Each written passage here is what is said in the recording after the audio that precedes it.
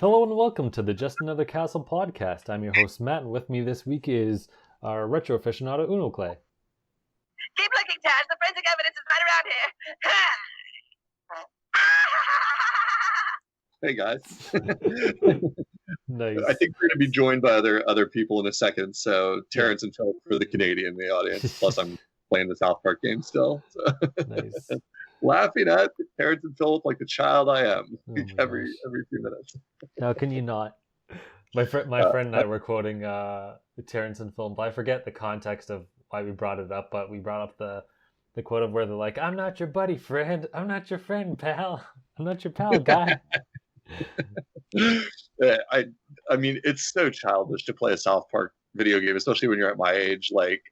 But I genuinely and there are definite problems with South Park as a social institution, but overall, I LOL every few minutes at the game. It is so outlandishly raucous. I mean, the game should be rated X for stuff I just got to in the game that I think they got by the censors because it's buried so deep in the game that it's just like I've never seen a video game have full sex on screen, even if it's cartoon characters, like in the manner that happens in Stick of Truth, like late in the game. Like I'm just like, wow, this is as graphic as it gets. I mean, spoiler alert for anyone who wants to play the South Park game, skip ahead like 20 seconds. But one of the characters, you're fighting another character underneath your own parents having sex. You've been shrunk down.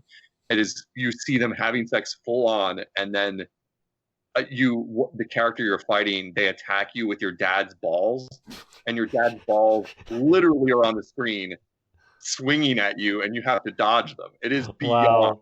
It is beyond. Like I have never seen anything like it in a video game, and it's so clear they set out with that mission in mind. They're like, yeah, we're gonna do the worst stuff we can think of and get it past the censors. I like how I think it was GTA 5. They had DLC, or maybe it was in the game where people were making like a big thing out of it, like, oh my gosh, male nudity in a video game. That's like wow, unheard of or whatever. And then South Park is just like, hold my beer, his balls dangling in front of your face. Yeah, your dad's not balls. Even close. Yeah, your dad's balls. Like the underwear gnomes have shrunk you down, and to fight them, you have to hunt them down, and they're in your parents' bedroom, and your parents are having sex while you're fighting the underwear gnomes. And while you're fighting them, you can see your parents having sex and hear them in the background. It's absolutely disturbingly awesome. Reminds me of the gerbil. Yeah. Oh yeah. Episode. Yeah. Gosh. Yeah. Like. That's insane. Yeah, it's really bad. So, what do you think of it?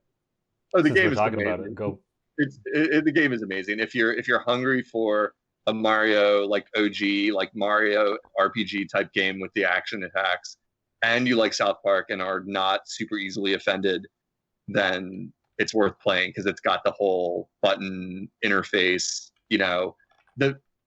You guys have heard me on this show for years say I'm not a narrative gamer, and it's like such a rare game. And I have admitted before, the one way you can get me is humor. Like I like old adventure games, like the old like Sierra games and the old LucasArts games, like adventure games, because they're really, really funny and really well written. They make me laugh, and that will work on me 20 times faster than a serious plot that I'm rolling my eyes at, that it's just like melodrama or something like Mass Effect or something I just think of, where I'm like, this is so boring and dumb. Like this plot is just so trite to me. And meanwhile, South Park is just like, oh yeah, you're just gonna go around the town and get involved in all the antics that would be in an average South Park episode all the time with all the characters from South Park that you know and love. And it's controversial, but it's really funny. I mean, I don't know if it's still on sale, but Stick of Truth was marked down to like $11 or something like that. So yeah, recommend it if someone out there is looking for something like that. I completely respect if listeners don't like South Park and think I'm a horrible person for liking it, because there are a lot of problems with South Park. Like they do it intentionally, but I respect that it's not PC in any way. Yeah, so I can deal with it. I've been a fan of the show since it kicked off, even though I barely ever watch it. So anyway, yeah. I'd say you'd like it if it's up your alley, because it is that Mario RPG style, not super serious, not super serial, style of RPG. It's fun entertainment. It's good to pick up and play for a few minutes. You can do a couple battles and it auto saves, and then put it down and go do something else. Nice. Yeah. We'll probably play it eventually. Yeah, it's also funny to be playing it when I have like something around 90 friends on Switch now, and it's mostly old IGNers and people that were friends on like other consoles. But I don't even have that many. Like I'd not migrated, merged all those accounts because they can you can add it. Yeah. I really, it was those years when you and I met back on the IGN boards and stuff like that. I had really done a lot of making friends purposely, like messaging people and stuff like that. Like when Smash 4 was out and I was trying to learn that, and 3DS Smash and all that stuff, that it was so I ended with a pretty big cadre of people that migrated over. Most of them not people I know very well, obviously, but but my only point of saying that was that it's very comical to be playing South Park Stick of Truth, and then you check your friends list, and literally 25 people are all playing Animal Crossing at once. And you're yeah, I'm the dick bag over here playing South Park. There's a very strange sensation, which is a completely real thing right now. I've never seen it other than Smash and maybe Mario Kart be this consistent, where everybody's playing the same game on the Nintendo system. It's really wild.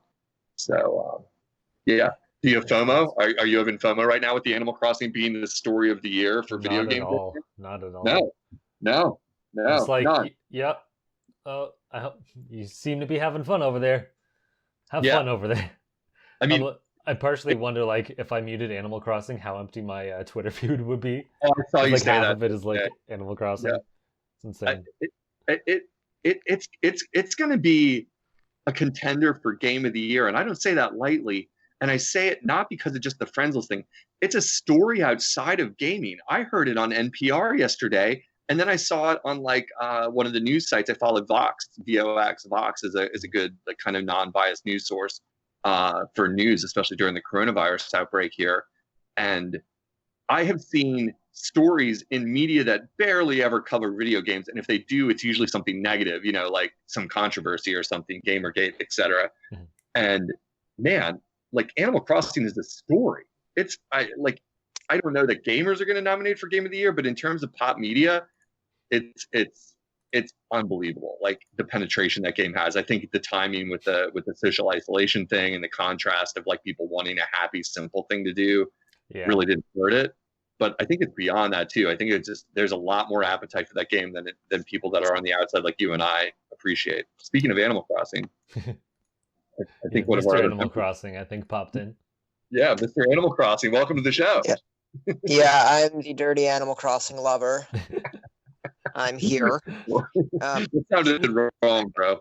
Back to my laptop, but I'm very excited to tell you all about how wonderful Animal Crossing is. Can you guys hear me? Yep. All right. Yeah. We were just saying how we're both we feel like we're the only Nintendo players on the planet not playing it, because even I hate casual games Mike is playing Animal Crossing lately, so it's just holy crap, play it. Yeah, that's crazy. I mean, statistically, it broke every record, sold 500,000 more in Japan in its first week, 1.3 to 1.8 million. And so if you're extrapolating that out, this is just this is a phenomenon, and I mean, my girlfriend, who's not a gamer, has put in probably double the hours I have in Animal Crossing, which is, I think, saying quite a bit. And I've just seen all over people on my timeline. I'm sure you've seen on your friends list. Yeah. This is something incredible. And I remember I'm in this other group chat of Nintendo enthusiast writers, and one of the writers for his first time just got Animal Crossing, and he just messages, "I don't get it. I don't get what the big deal is." And I'm like, man, I don't know. I don't know how to explain to someone the appeal. It's something you definitely only spend 20 to 30 minutes on a day. But Matt, did you not get it either? No. Oof. I'm just kidding. I don't know. It's one of those things where it's I don't know. I don't think I would like it, but I also don't want to pay to find out. I had this really weird experience where a friend of mine from school sent me a message asking what games I would recommend on Switch. He had just gotten a Switch, and he's like, I'm deciding between Animal Crossing, Dragon Quest IX, and Fire Emblem. And these are pretty different games. They all have like a lot of hours. Like you can spend a lot of them, but I'm like, I don't know if I can recommend Animal Crossing, and I did, but like it's just such a I don't want to say niche game, but it's definitely not going to appeal to everyone. And it's weird recommending it because if he doesn't like it or this or that, then I'm the one on the hook. But I guess the appeal is so wide to where I feel like it's a safe recommendation. But yeah. That's really crazy. Like I was saying just before you joined, like kind of it's comical. I had this conversation with one of my best gaming friends locally that I'm on the outside. I don't want to play sim games. I just don't.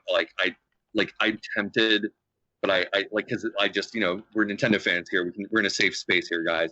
I like Nintendo a lot. I just want to admit it. I totally love Nintendo. I love everything about it. But it's like I have this weird FOMO because my friends list is just like lit up, like just completely lit up with people playing it, and it keeps tempting me. And then one of my best gamer friends, who's sort of the same as me, we're both more into arcade experiences. We're both more into like high octane, difficult games. We're both proud, survivors of Dark Souls and Enter the Gungeon and stuff like that. that literally both of us like agree that those are two of our favorite games of like the last decade or more, and that hence why we're good gaming friends. And it's just like, then he gave in and he went and bought it. And I just totally busted on him as soon as I saw him lit up playing it. I'm like, you fell for it. You totally fell for it. You're going to be trading bells and you're going to be doing all that crap. And dude, eye roll. And he's like, I admit it, it's actually really good. And now I have real FOMO because like one of my good friends that like I can trust in a personal, like we like very many similar types of games, is like, he's a dude who put 600 hours into Monster Hunter, for God's sake, and then here he is playing, playing. You should feel FOMO. You should join us. No, start chatting, join us. I just don't know.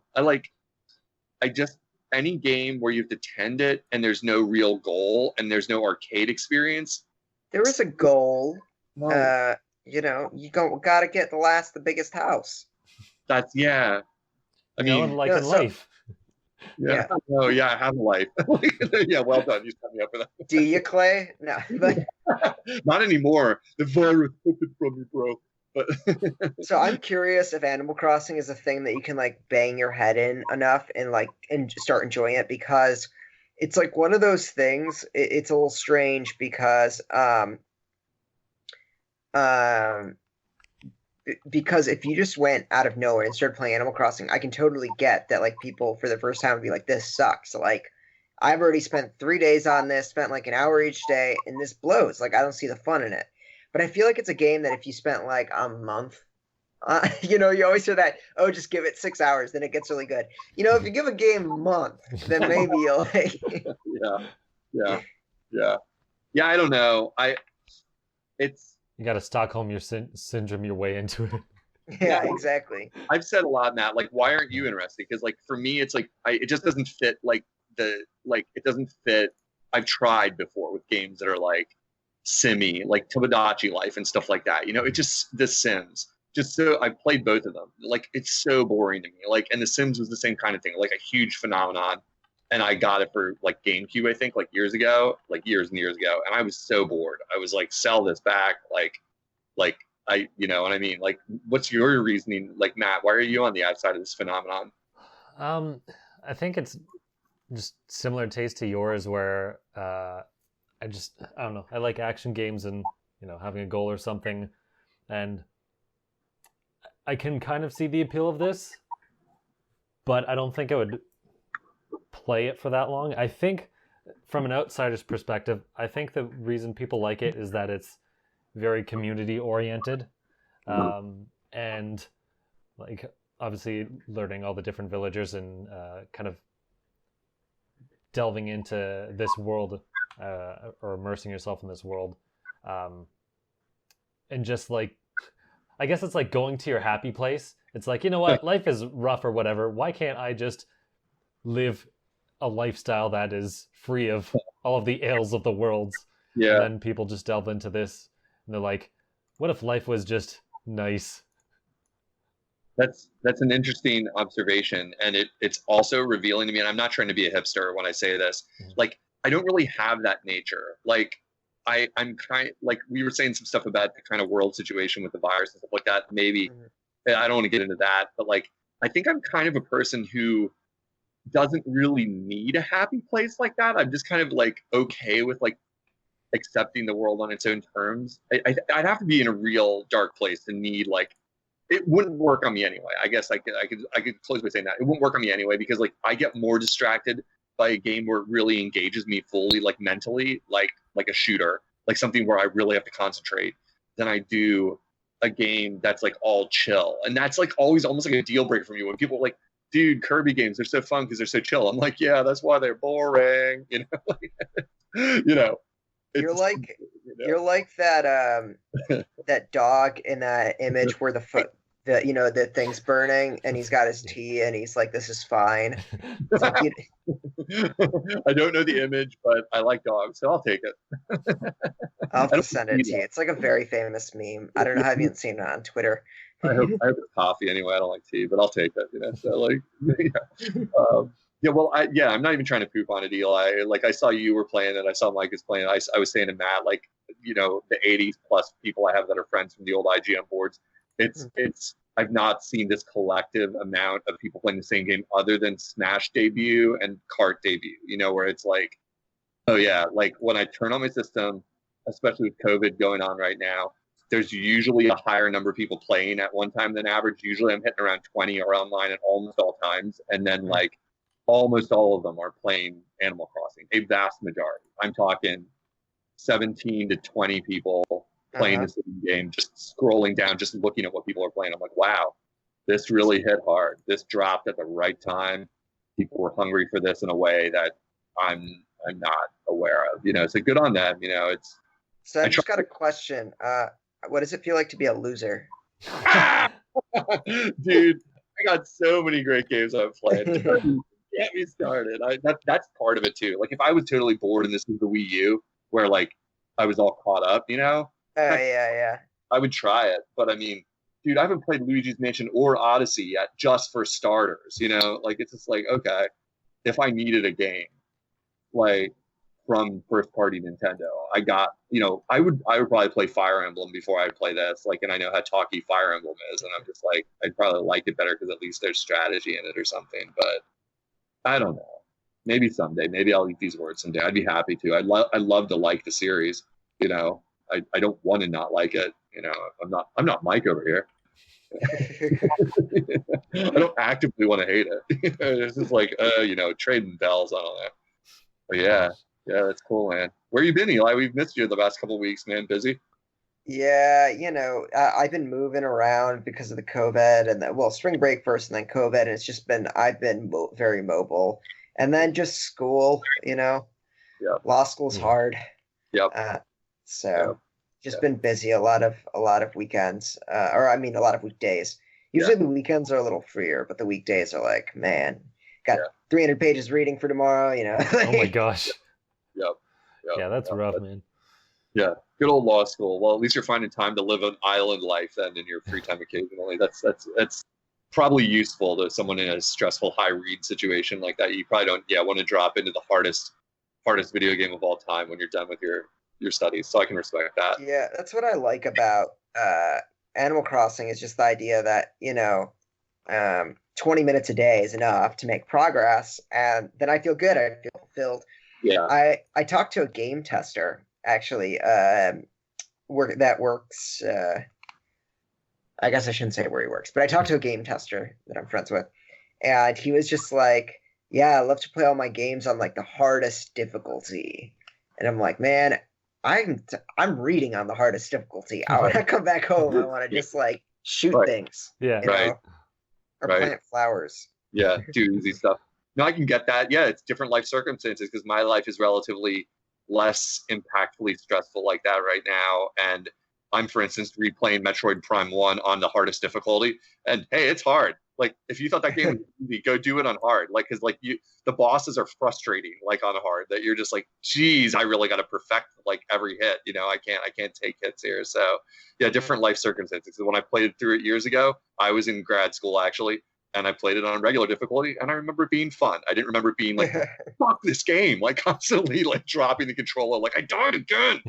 You know what I mean? Like, do you remember dying in Metroid Prime? No, probably not. You didn't. You know, you just got through the game. It was fun. You know, so different time of life or different strokes, you know, kind of situations. So, yeah. Yeah. Sometimes actually during the summer, like when I'm on break, I usually play games on harder modes or try to get platinums or this or that, just because I'm like, I feel I have the time. If I play 8 hours in a row, you know, like I don't feel guilty about it. Like it's fine. Right. But yeah. Well, we got lots to talk about, Matt. What's on the agenda now that we got 3? All right. I was just gonna quickly bring up what I played this week, but oh yeah. So, we don't care about what you've been playing. Well, too bad. I'm gonna edit it. Animal Crossing. I don't play garbage. No, I'm kidding. So I finally beat Borderlands 3. There's not much else to say about it. It's like 2, but with some quality of life stuff. There's some other stuff to it, but practically the same. But I started Borderlands 3. Yeah, I saw that. I'm early in the life. Just in time for them to announce it for Switch. What fortuitous timing you had. Yeah. Well, they didn't announce 3, right? I thought it was the other ones, right? Yeah, it was all the other ones. Yeah. I misunderstood. Aren't there 3 games in the package? Yeah, well, it's Borderlands, the pre-sequel too, probably, right? Okay. It's like it came out 3rd, but it's a prequel. I don't know. Yeah, something like that. Oh, that makes sense. That makes total sense. That's cool. Awesome. Yeah, we'll get to that in news, I guess. But that's okay. Right on. Yeah, cool. Yeah, so it's fun. Did you play all of them, Matt? Did you play all the Borderlands or just the 3rd one? No, I only played 2, and then 3. Okay. Yeah. Okay. But, cool. And then the other game. Yeah, I'm looking forward to this. Go ahead. I'm sorry. I was just saying I'm looking forward to those because I've never played any of them, and it's good to hear that you like them because they do look interesting to me. So that they're coming to Switch is definitely something I'm interested in. So that's cool. They're definitely fun. Although I don't know if you really want to play all 3 of them because it can get repetitive because the whole point is like you're finding a bunch of guns and you're always like swapping them out. And a lot of times there will be like numerical differences as opposed to different things to it. So it's a game. If you like math, you'll like it. Yeah. If you like managing your inventory. Yeah. I don't like that. Yeah. I don't like that. So I like math. So that's why I would say play 2 because it's probably the better of the 3 of them. And then just don't play the other ones. Oh, interesting. I mean, because like I was regarding it like. Go ahead. I'm sorry. I was gonna say I don't think after playing one of them you'll want to play both, or the others. Yeah. Or if you do, it'll be I just give it maybe a year in between each game. Like I think you could probably play all of them, but I would start with like 2, and then if you really want more, like wait a year and play the pre-sequel. Also, it's not gonna suck going backwards. Like be like a worser version of it if I go backwards. I guess no, probably not. 1 might be because like 2 is where the series got like its style visually and like tonally, and then the pre-sequel came after 2, so it like continues that. So I think that'll still be faithful. The first one I think I rented because I was working at a video store and like dropped it after an hour, a couple hours, because just like if you look at some videos, it's just really that era of brown, yellowy gray like ugliness. It's like it looks gross. I mean, the game is just not only is the first game kind of old, but the games, all of them are just pretty long, and you know they have this quirk, which is a cool quirk. Is that got shit tons of guns. It's really fun. It's like a RPG shooter, and it's great. But like after 30 hours of inventory management and switching up guns, it's like you get a little tired of it. Yeah, I hear you. That's great. That's great advice you guys are both giving me. I mean, like I did the same thing with the Bayonetta collection because I got 1 and 2 together, but I played them in order, and I did exactly what Eli said. I put time between them, and then I really liked it. Like as you guys heard me say on the show, I loved when I went back to Bayonetta 2, and it was like that platinum like vibe that I hadn't had for a while, and it's like, okay, this is awesome, and I wouldn't have had that had I done them back to back because they're long. Well, they're not that long, but you get your fill by the end, exactly like you're saying. You get your fill of platinum action, by the end, and it's like, but I'm also someone who sort of likes to do things in order, so it's really hard for me to take what the good advice you're giving me, which is like start with 2, because it's like, oh well, then I'll be doing them out of order, and then I won't like 1 as much if I go back to it, and I'm going to be paying for them both anyway. So I'll have to think on it. But that's good advice, because I've heard they're such good games from people that people are like, no, you'll like them. It's a shooter mostly with the RPG elements, and I'm like, okay, as long as it's just elements, I can deal with it. Like, but you're talking like. The first thing you said is, "Do you like math?" That's actually a little bit of wait, what? It's the last thing you want to do when you're playing a game. I don't like the Xenoblade stuff. Yeah, exactly. Where it's just like, oh, let's like sit here and juggle inventory and figure out how to min max this whole thing. It's like, come on. It's a lot of number comparisons. Yeah, it's not that bad. It's more like here's one shotgun that has 6 ammo and fires 3 at a time and does 25 each, versus this one that does 32 each and fires 2 at a time and can hold 8 things. It's yeah. But it's not like actual math. I think you'd enjoy. Should we just talk about this news then, since we've already spent this much time on it? Sure, you might as well. Because I was just like, man, I was very, very stunned when 2K was, all there at the BioShock 2. I mean, I guess technically I understood it could happen since the games are PS3 and Xbox 360 games, but man, I was just very surprised. Yeah. I didn't think this was even on the table. Was this a rumor people knew about, or did this just come from nowhere? Like, did this just drop and like you guys were as shocked as I was? And it was like, wow, like these are games my friends that play on non-Nintendo consoles talk about like with reverence, and then I was like, wow, I'm getting to play these. I mean, like, we all know that like it can go either way. Doom came out really well in terms of like the port. Then Wolfenstein, the reviews were like not great for like how it looks on Switch, that it had problems.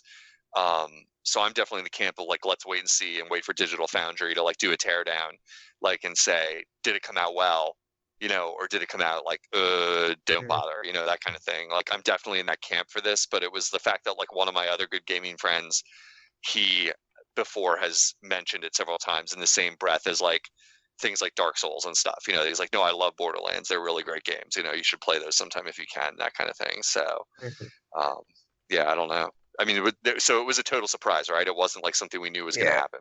No. I don't think it was rumored. Like, a couple of years ago, I think Randy was talking about Borderlands on Switch, or someone was, and it was like kind of coy, but like, obviously nothing came of it in any reasonable fashion. Right.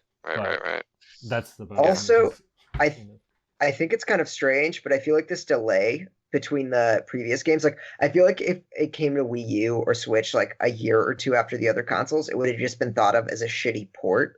But because it's so much time has passed, it almost feels like a remake, even though it's not. And it like makes you want to play it again because you've put enough time in between the last one. Now that the Switch is a cool console, not like the Wii U, it's like, I feel like it does it a lot of favors, which is kind of interesting. That's a great point. I was thinking about that exact topic the other day, that I thought big developers with smart and the resources to have like a marketing department and like the place, like other than indie, we're saying, places that are a little bigger that actually have a marketing department and stuff like that. This is a concept that the smart ones among them have figured out, and they're analyzing timelines like that. Like, how long has it been since this game came out? How long was the last time it was available in some form? Like, we want a news cycle capture. We want people to talk about this, so it's got to have enough time. There's like, what's that sweet spot? Because I was thinking about it specific to Dark Souls 2, that there's always been this like kind of rumor, like, the first one did well on Switch. When's Dark Souls 2 coming to Switch? Which, I'd definitely be psyched about, and because I haven't played it elsewhere. And I was thinking about that same thing. I'm like, well, I feel like we should be getting that announcement soon, because Dark Souls 1 has been out for like a year or two, and the game is relatively dated now. So now is the sweet spot. Like, hit it, guys. Like, drop that news. Like I think it was around. Literally thought of it in relation to the M2 announcement, where I was like, okay, this is what I want to see. That exact thing you're talking about, that sweet spot, that flavor of freshness, even if it's not that fresh. It's just that people that haven't played it in a while will just pay us money, even though they could go fire up their PS3, or whatever, and play this game that they already own. They're going to pay for it just because they can rationalize it. They're like, oh, I can play it on Switch now. I can play it on the go if I want to, and they'll give us money, and that's the goal. So, yeah. Anyway, I'm looking forward. Out of those games they announced, that was the Borderlands is the only one I cared about. Did you guys care about the other games they announced? I wasn't as interested. Have you played hopefully- Have you BioShock? played BioShock? No, I haven't. Okay, But- I heavily recommend BioShock 1 and Infinite. Yeah. I have reservations, and it's political. I've heard that it's basically like a way to mask Ayn Rand philosophy into a video game and tell you that selfishness is good. Is that not the case? Like I actually literally have political objections to that if it's like kind of like an intentional like way to message something kind of awful out to people. Like Yeah. opinions. Opinions. No. So I'm fairly certain that the first Borderlands, which I played when I was like 16, so I wasn't like fully up to date on all the political things, but it seemed more critical. I think it was more the idea if you took Ayn Rand's Perfect Society, it becomes dystopian. So it was more a critique than anything. Okay. And then Infinite is definitely a critique on American exceptionalism, and I would very much like it's not at all a pro greed. It's more critique. So I would recommend it. I would. Okay, I had been no, misled. go. Go ahead. Sorry, No, I was Matt, gonna go say ahead. go. Nope, your turn. I talked enough. All right, I was just gonna say I recommend too because I thought it was the most fun. I know that's Yeah. I know people don't like it because of the story, but I'm like, you can shoot bees or whatever the new plasmid was. I'm like, this is fun. And you get to play as Big Interesting. Daddy. They're definitely I- very so- fun games too. Yeah. But yeah, I remember. In fact, I think Colin Moriarty's line was, "I love Ugh. Ayn Rand, and this game is a critique of Ayn Rand, and it's so good that I'm okay with it," or something like that. So Interesting. Yeah, because he's a piece of shit. So like, yeah, like that's like, hey, you heard it here first, hot take. But like, like I had been misled then because I had always heard like it's funny, before you got on the show we were talking about that I'm playing the South Park game now, and there are people that make the same critique about South Park, where I think it's more nuanced and more complicated with South Park, and it's a big discussion that we can't possibly open up on this show right here. But like, I had heard similar things from the outside about BioShock, and then I'd also heard a lot of people said it's the reviewers I'd heard said they get bored of it because it's the same enemies again and again, which was like kind of like more of a gameplay critique, that they didn't like it. But it sounds like you guys are you're saying it's okay. You're saying it's not really relevant. It's still a pretty good game. yeah. So And the Yeah. first one's a little bit, and the first one's got some Metrovania aspects in it too, which seems like up your alley. yeah, that's cool. So which actually, you guys know me pretty well, or just personally, which do you like better of those two games, the BioShock or the Borderlands? Do you have strong opinions? I don't really have a strong opinion either way. You like them both? You just think they're both all right games? Yeah, I don't they're know. both good. Yeah, and I they're mean- very different too, because one's single player and one's kind of really good for multiplayer. I think that Borderlands is just not as good if you play it alone. You can, of Okay. course, but if you've got friends to play with, it's like, I don't know, it's in voice chat. It's very, very fun. Right. Okay. What right. character did you choose for 3, by the way? Gosh, the gunner, because I always choose Okay, the yeah. one I can just shoot. I don't need anything special. I just want to shoot at things. Nice. Did you guys hear? You might be interested in this story. So I'm writing some articles for this like law firm about video games, and there was this one case in Kentucky where this high school signed a contract for like varsity eSports to provide for their high schoolers the opportunity to play, and they're like, we want non-violent, like we want kid-appropriate games, and one of the games that they added was Fortnite. And Fortnite's like E10 and up, right? Totally appropriate for a high schooler to play. But they got super mad because it has guns in it, even though Sure. it's so cartoony. So there's this huge contractual dispute now about this. Yeah. I mean, it's. I mean, I don't know what angle you have to write the article for or whatever. Like the real problem is like I see both sides of that one, like as a gamer and as someone who's put like 80 or 90 hours and got 3 victory royales in the last week, by the way, but that's because Fortnite got easier. Side story. But hey, technically it is violence. I mean, if you straight up are saying we're gonna only support esports that are like, I don't even know what esports aren't violent. I guess Rocket League, but you still blow up in Rocket League. Yeah. Like I don't, Yeah, that's like rude. you're crashing cars, but it's hard to think of an esport friendly game. I mean, Smash Brothers, sorta. But There's the still, thing like, is, Smash Bros. Yeah, I mean, Smash Bros. There's really It's no like way to Wii. define it because even in Mario Kart, you're like sending shells at people, right? There are like 3 games in the world that are devoid of conflict and violence. You know, I mean, it's true. violence with guns. I mean, they should have just been specific. They should have said no games with guns. You know, Should like have Yeah. said no let's games. Like- no games. You know, right? Like, no games. Competition breeds Yeah. conflict. And that usually can be physical. How are you going to? What games? Yeah. Like, are you gonna have East. virtual chess? Yeah. Like the thing that popped off in my head is like Civilization, but that's worse in a way. Yeah. It's like It's hard. not like- It's hard to think of easy games. Like, that's for sure. Like, it's hard to think of games that don't involve conflict. I mean, Mario Kart isn't an esport, but I would say they'd approve that because it's like, no, it is. That is, there are no guns. Bottom line. Like, I mean, just simple. There are no guns. Like, that's the difference. You know, like, if the school is taking a stand against guns, it's something a lot of us can get behind. You know, that it's like, okay, that makes sense. You don't want to spend your money on that. You have a decision here. There's a lot of guns in our culture. It's kind of a bad thing, you know, and you don't want to put like, you know, subscription. What do you call it? Tuition money behind that. I can totally respect that, you know, but it's like, then define it, then just say it, like say no guns, the end, like, you know. But I don't know. That's interesting. And there are definitely probably games that are rated T or M that don't have guns. Like you would probably find them out there, you know. And there's some other gory Prototype. element. Yeah. There are. Or like what is, you know, you've got like oh my god, what's that? Superhero games in general, like generally don't have guns, you know. Yeah. But tons of violence. So tons of violence. I mean, violence, like it's a classic case, and I'm sure you've thought about this a ton if you're writing a paper with this, but it's a classic case of like somebody not fully defining what they want, and, you know, and then later being mad about it. That's not a very technical way to put it. You know, it's like, well, you know, then you gotta really, you know, I don't know. They needed like somebody acting like an attorney general type role to like oversee, you know, if they're going to spend the money that way and then get mad about it. You know, it's like, well, that's interesting. You know, I don't know. I can see both sides of that kind of situation. It's complicated. You know, it's like, well, we're not paying for kids to learn how to shoot each other. That's that. But I don't know.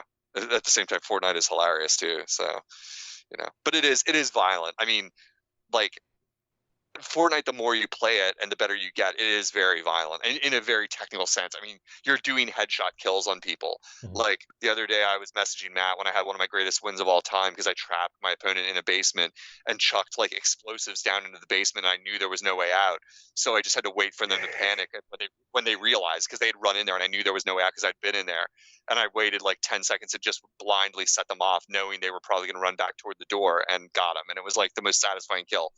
And dude, that's because I set off plastic explosives to blow something. You know, tell me how that's not violent again. Explain that. It's like, it was a calculated kill. You know, it was like, okay, you know, and I was laughing out loud. In cold blood, man.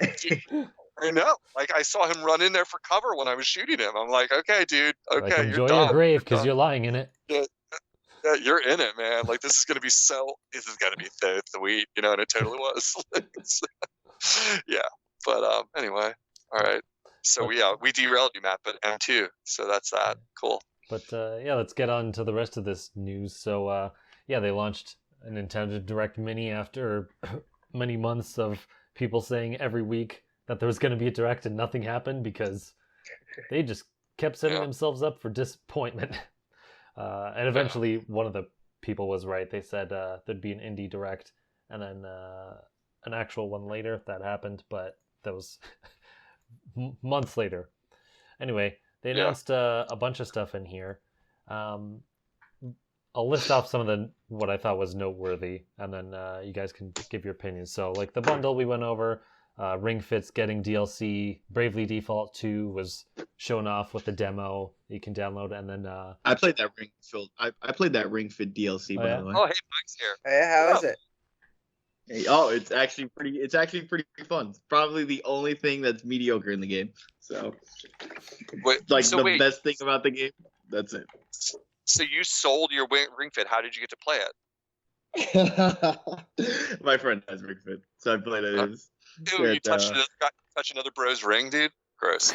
Yeah, dude. Yeah. Well, that thing is the quad thing is terrible. The sensor, but so the rhythm games are really fun. I mean, I only played the games that mattered. So I played the Wii Fit medley, the Zelda medley, and the Mario ones, the 2 Mario songs. The only qualm I kind of have about it is there's 2 versions of it. There's an arm and leg workout and core and leg workout. The core one is the stupidest thing ever. It's literally you put the ring against your stomach and your abs and you push down on it while also doing the beat, and it just doesn't work. Okay, like I'm like, because you have to squat in some sections and go left and right, but like I'm squatting in maximum squat. How am I gonna move left and right as well when I'm already as low as I possibly can with no, I don't want to say torque, but some type of word between that. The arms and leg, arms core one or arms and leg one, that one's fine. You just move your arms freely, squeeze in, squeeze out. But yeah, it was pretty fun. They should have had this in the beginning of the game because I just think all their other mini games are trash. But it's still nothing compared to Wii Fit. Huh. That's interesting. Yeah, like I'm glad you got to try it because it made me re-tempted again to want to get into Ring Fit, and we've talked about it in the show a lot, so we don't have to beat it to death. But yeah, that's an it made me too. It made like I would buy again because of this, but I would not buy it at the $200 the game is at. Yeah, it's insane. The demand. It's super funny. It's like DLC releasing for a thing nobody can buy. Like, okay, like all right, I just classic Nintendo. They're just like, I'm gonna be stuck inside. Yeah, they're like, oh yo, everyone enjoy this. I will say though, it's really funny. I bought Ring Fit back because I had FOMO, and I played it literally twice ever. And I'm like, wow, this is such a waste of money. I totally just tossed money at Nintendo without any output. And now that I realize it's worth so much, I'm definitely going to sell this thing. And I'm happy that I'm happy that my bad investment, because I totally bought it thinking that maybe I would actually play this game. And thought I was going to be out $60 after I didn't play it, but or $80. Yeah, you gotta sell it now. Eli, right now, I think if you put, I was gonna say, sell it to Clay, he'll buy it. But yeah, I think right now it's like you could put I think auctions start at 170, 180. So holy shit. Eli, sell today. Like, definitely don't wait for this to go because people are locked in their houses right now. Yeah. Perfect time. Plus, they said what about Clay? What about the friendly podcast discount? I don't come on. I don't want it. Not no. I'll wait to look at that. I'll buy it in like 5 years, dude. You'll wait till it's $5 in July. You can get a Wii Fit balance board at like thrift stores for like $5 these days. You know what I mean? So I'll wait on that hot stuff. You know what I mean? So, but they are so uncovered in other people's sweat. Yeah, it's all right. I don't lick the balance board. I can live with that. No, I mean like that's the Ring Fit. I don't know, Clay. I don't know. Don't you remember in Wii Fit Plus, you got to lick the balance board? Come on now. All right, don't use lying. My favorite mini game. All right, Matt. We keep derailing. All right, so Ring Fit's getting DLC. Mike already played it. It was average. All right. Yeah. So what did you guys think of this Direct mini? Oh. Were there other bullet points you wanted to go over? We kind of cut you off. Sure, I'll just reiterate. So the BioShock, I missed the Mario points, right? Yeah. So the BioShock, XCOM, Borderlands bundle, the Ring Fit DLC, Bravely Default 2 with the demo, and then an ARMS character for Smash were the most notable ones. There were a bunch of ports as well, but I'm not going to bring up all of them because there's too many. Matt, pick a topic. You're the host. What should we land on first there out of that stuff? I guess. Did we talk about how Mike's the greatest Mario guy ever? Did we talk about that? Don't even know. That wasn't. I was in the Direct. You guys are crazy. You guys didn't see that. The Direct. All right, no. Sorry. I don't know. I guess. What did you guys think of the Direct overall? Now that we've waited several months, and they showed something. Yeah, I have any hot takes or just me? I have a half take. I'll let. Does anyone else want to talk, or I'll go?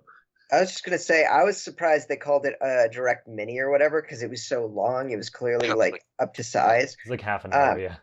Yeah, I mean, I get that you don't have Mario or Zelda, but you don't need Mario to Zelda to call something, a Nintendo Direct.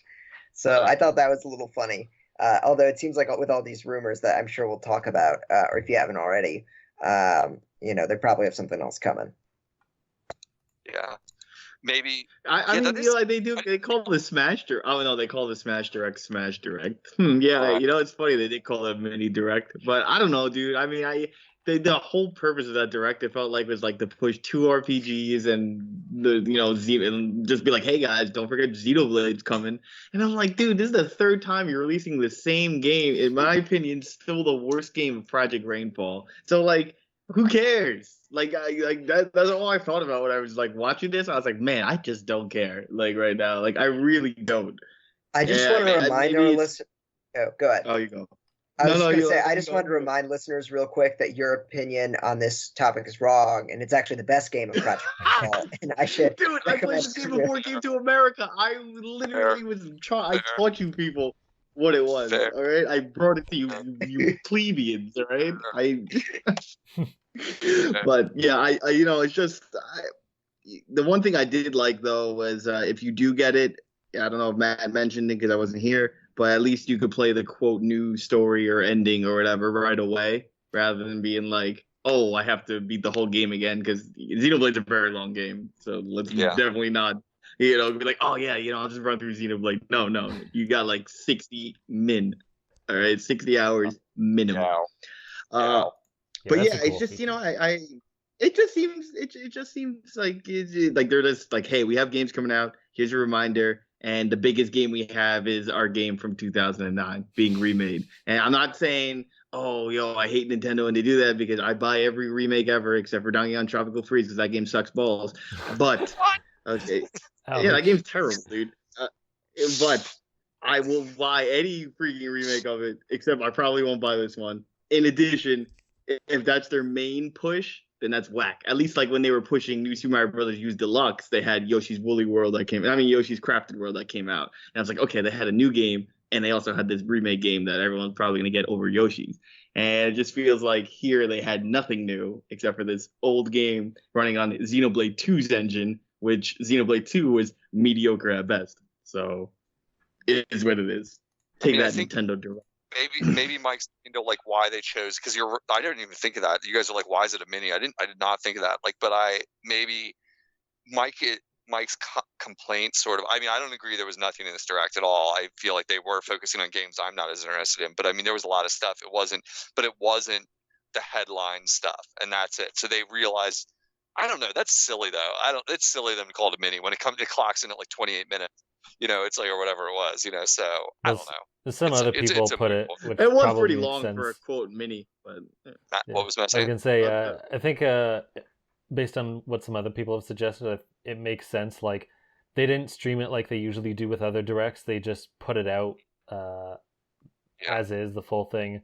And since it's like the end of March that they basically put it out, so like basically no games for Q1. Besides Animal Crossing, it's like, well, like we waited longer than I think any other Direct possible. Like on Twitter, people would keep retweeting like so many days since Direct or whatever, and it's like the longest one. You're dying. You gotta repeat. Yeah, there's something wrong. Oh, weird. No, I was just saying on Twitter, people were retweeting like X amount of days since Direct, and it's like the longest break in between. I forget how many. It's been like several months basically, but that's probably why. Like, just to be like, hey, don't think that there's anything crazy because it's a mini and we're not streaming it, so you can't really get like pumped about it at the same time. And they prefaced it with, this virus is changing a lot of things, so be cautious of all this because all this can move. Yeah.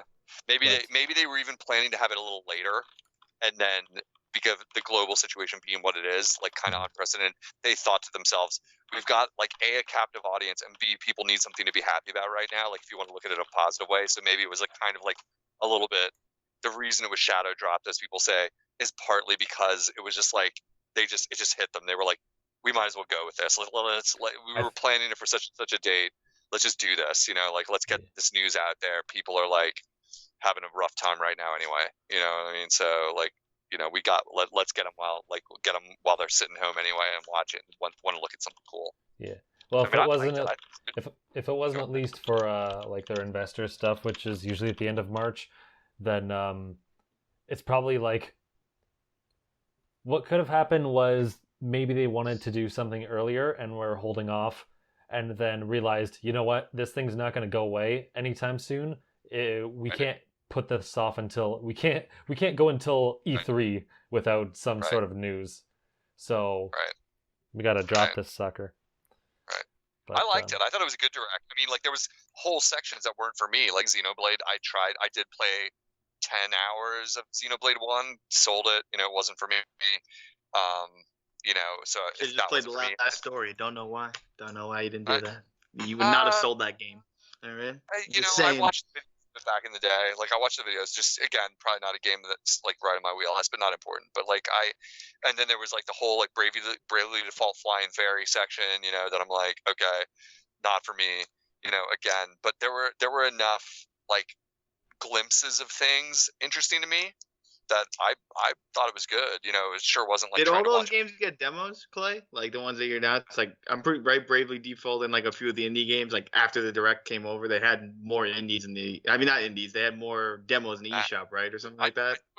We're gonna turn to our demo king for that answer, like Matt. Yeah, Matt. I mean, because I'm pretty sure Moving Out was in that direct. Okay, and that game looks mediocre. I mean, it looks pretty fun. It's like Overcooked but moving.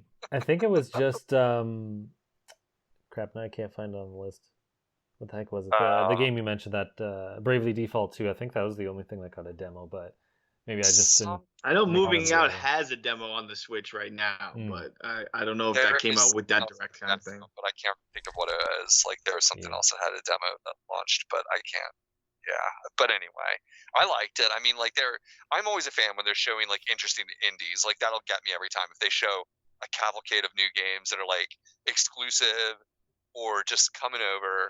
That gets me, you know, like I'm in, you know, because like that's like I'm always interested because I don't follow gaming news outside of Nintendo closely, and like I follow retro news and I follow like Nintendo news, and so like this is like for me like a gateway into like, hey, there's something cool I should know about, you know, whether it's an exclusive or whether it's something that's like, you know, been on Steam for a while or whatever, you know, and like, okay, now it's a chance to like play this on Switch where I might actually play it, you know. So I was down, even though like I said, like, yeah, a good half of it, you know, half of it wasn't for me. The RPG stuff was like, okay, yeah, but so what, you know. Yeah, I can't believe they're pushing Xenoblade again. I have to agree with Mike there. It is hilarious. It's like this is becoming like the Street Fighter, like that won't go away, where it's like Street Fighter 2 repackaged like a different way, and you're just like, good grief, like how many Street Fighter 2s are there going to be, you know, that kind of thing. But you know, hey, it's whatever. It's Nintendo.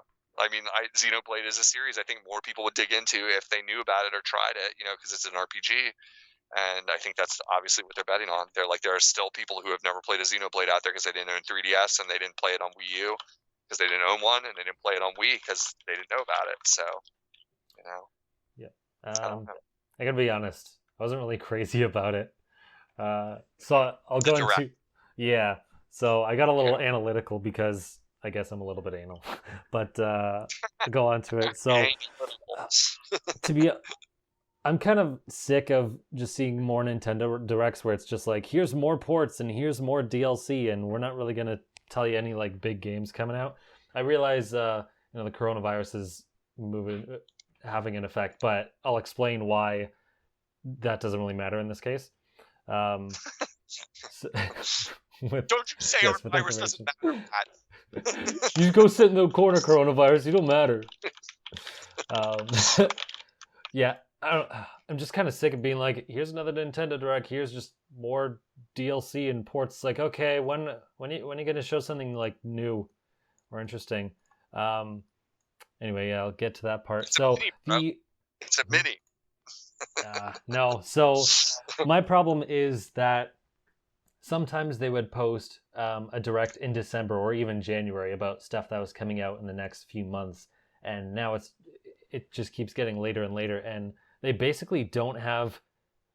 My problem is they don't really launch many big games during like the first half of the year. It's not even just the first quarter.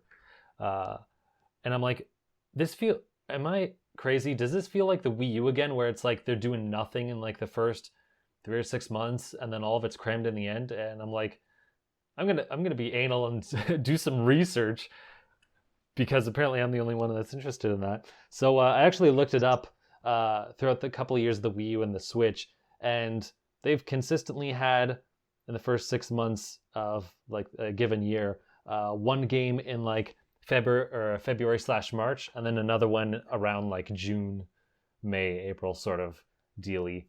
I'll even post a thing in the chat. What is this thing?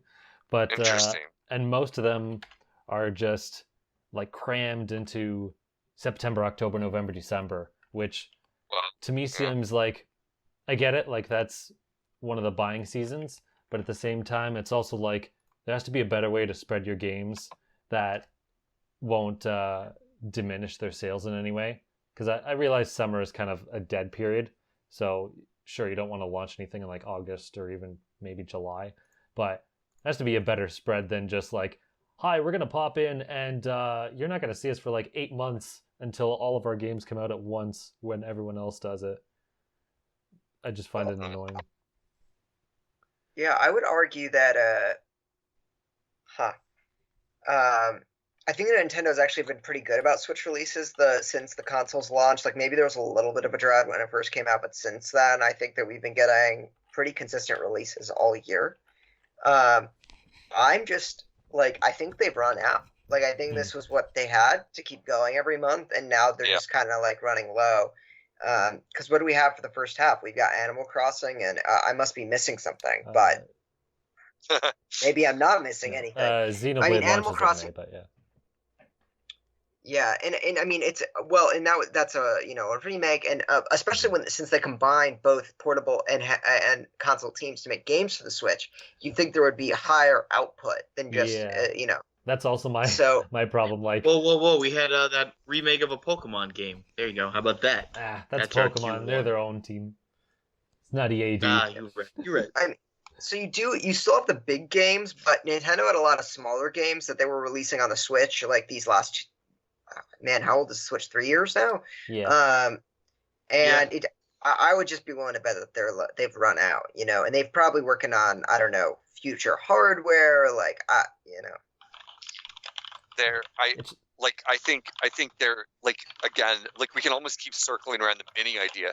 Even if they haven't quote run out, they don't have anything they want to show and drop right now. Like they want to save that news cycle for E3, even though that's canceled now. So like they had a business plan that was laid out a year ago for this year, and coronavirus E3 aside, they're sticking to the timetable they have. And so this is like I mean, let's be real here. Nintendo's dealing with the fact that they're in a world now where they've open up the gates to like social media has caused game companies to have to always be telling people what they're doing and keeping the hype cycle going and keep the news cycle going. That wasn't the case 10 years ago. That wasn't the case 15 years ago, where you had to constantly be giving us like little drip feed of like news. And so like they're meeting us halfway here. Like I'm not even trying to be an apologist, although I guess I am in a way, but it's like they're meeting us halfway to like have anything. Because like in years past, decades past, there'd be nothing. Like we wouldn't even hear from them. You know what I mean? It would be like, well, there might be some games, but we're not having news conferences to tell you about it. Like, are you crazy? You know what I mean? Like we're not, like that's not our job. Our job is to make games, and when we make the games, then we'll sell them to you. But you guys can like, go play Animal Crossing when it drops, and we'll see you in 5 months. So like maybe that's a little part of this here, that it's like, well, like they're playing along. They're like, well, we'll give you some news, and yeah, we don't have that much to talk about, to be honest with you right now, but fine, we'll talk about, the stuff we have and create a little hype, get ourselves in the news cycle. It's like running for office in a way. It's weird that you have to just keep yourself in the conversation constantly, I think the main issue is just that the release, like, I don't really like how the first half of the year is basically completely abandoned. It's just filled with as far as I'm concerned, the only difference between the Wii U and Switch, as far as whatever, the main difference is that Nintendo actually has like third-party ports or indies to fill in the gaps. Like the release schedule. People actually own the Switch, right? Yeah. Well, I mean, like as far as the release, it's like the main difference from Nintendo's side is that they can fill those gaps they had, whereas the Wii U they couldn't, so it was noticeable. But like they don't have the 3DS to worry about. But games, I didn't check too much in the last half a year. I wrote them down, but I can't really access them now. But it seems like those 3DS teams aren't really like making anything, despite merging them all. So it's like, what has happened? Like, it's been enough years where they could have made something, but it seems like the output is the same. So I don't really know what the heck they're doing. I mean, that's I hear what my you're hot saying, take. Matt. You're definitely entitled to that view. You're definitely in a different camp than I am when it comes to like what your expectations for the amount they put out. But I respect that. I mean, I always have this feeling like the Smash Brothers menu is like the checklist for Nintendo titles, and it's like they've kind of checked a lot of them, like heavily checked a lot of these series like off the list for Switch already. Sure. And so there is a natural problem here that it's like, well, so some of those people we're not hearing from that you're, saying, well, where are they? Why, if they have these new teams like consolidated, they have the 3DS team and the handheld team consolidated into the Switch team, console team now, where are they? Well, maybe a lot of them are doing R&D. Maybe a lot of them are doing new ideas and aren't ready for prime time yet. I don't know. I'm just guessing here, obviously, but like, I hear what you're saying. Hey, if they could have predicted this corona outbreak and knowing they have a captive audience for like 2 months, maybe, like give or take, like whatever happens here, like guarantee they'd be listening to your side of the argument more, where they would have been like, this year is going to be different. We need launches in April, May, and June that are going to like sell like crazy and are like download friendly because stores are going to be closed, but no one on the planet, knew this was coming like 6 months ago. So there was no way to plan for that business wise. They're looking at a regular year where the big hits come middle to the end of the year, so yeah, it's quiet right now, I guess. I mean, I don't feel that way because my wish list for Switch alone has like 100+ games on it, you know what I mean, that I just don't have time to play. So it's like that weird feeling of like, I don't even notice it, and we've talked about it a lot. I just don't notice the stuff you're more tuned into, where I'm like, I don't know, I got tons of games to play, it's not like I even think about it, like, to be honest. So I really find it interesting when you say that, because it's not on my radar. I'm like, but that's too bad you didn't like it. You didn't. So there was nothing there for you. You were disappointed. You didn't think that ARMS rocks and that ARMS character in Switch is gonna like be the best thing ever. That didn't do it for you. I mean, Nobody there are things I thought liked that because about not even Nintendo likes ARMS. Okay? it. Okay, like Nintendo is giving away that game for free, basically. They're like, ARMS, ugh, and they throw up, and they're like, oh shit, we have to do something with it. So they forced marketing on us by throwing an ARMS character into Smash and by making the game free for a week. But unlike Splatoon, ARMS sucks balls. Okay? You don't even have Splatoon. Yeah, Get your ass exactly. out of I here. actually like Splatoon without having it. ARMS I refused to even download because I remember I downloaded it once, turned it on, I was like, "Yo, this sucks," and I was literally in the menu, and then I was done after I did one training match. I was like, "This blows ass." Matt and I played ARMS. I sold it after I got bored of it, but I don't agree that ARMS sucks. ARMS is actually really fun for a little while. Like, It is not a Splatoon. But I know me and Matt had fun with it, and I definitely enjoyed it for what it was. I mean, it is a unique idea, and it's classic Nintendo in a lot of ways. I don't disagree, Mike, with your point that this is a straight up Nintendo HQ marketing move to put ARMS into Smash, because they are clearly developing ARMS too. Yeah. And they want ARMS in the conversation. Yeah, they're wasting our time and wasting their resources and clearly doing it ARMS too. I'm 100% with you on that one. Well, the ARMS 2 would hopefully be better than the first one, so maybe they're not wasting their resources. I'm gonna Agree. say, I think ARMS is. I'm gonna play ARMS with a ring fit. The main problem I had with ARMS was just it didn't have a lot of content, and that's what it didn't really have a story mode, and it was Same. I don't know about anyone else, I found it oddly hard for like the normal difficulty, and like there weren't really much outside the main modes, and like 10 characters I guess is fine, and it was way overpriced for the amount of content. It should have been like $25.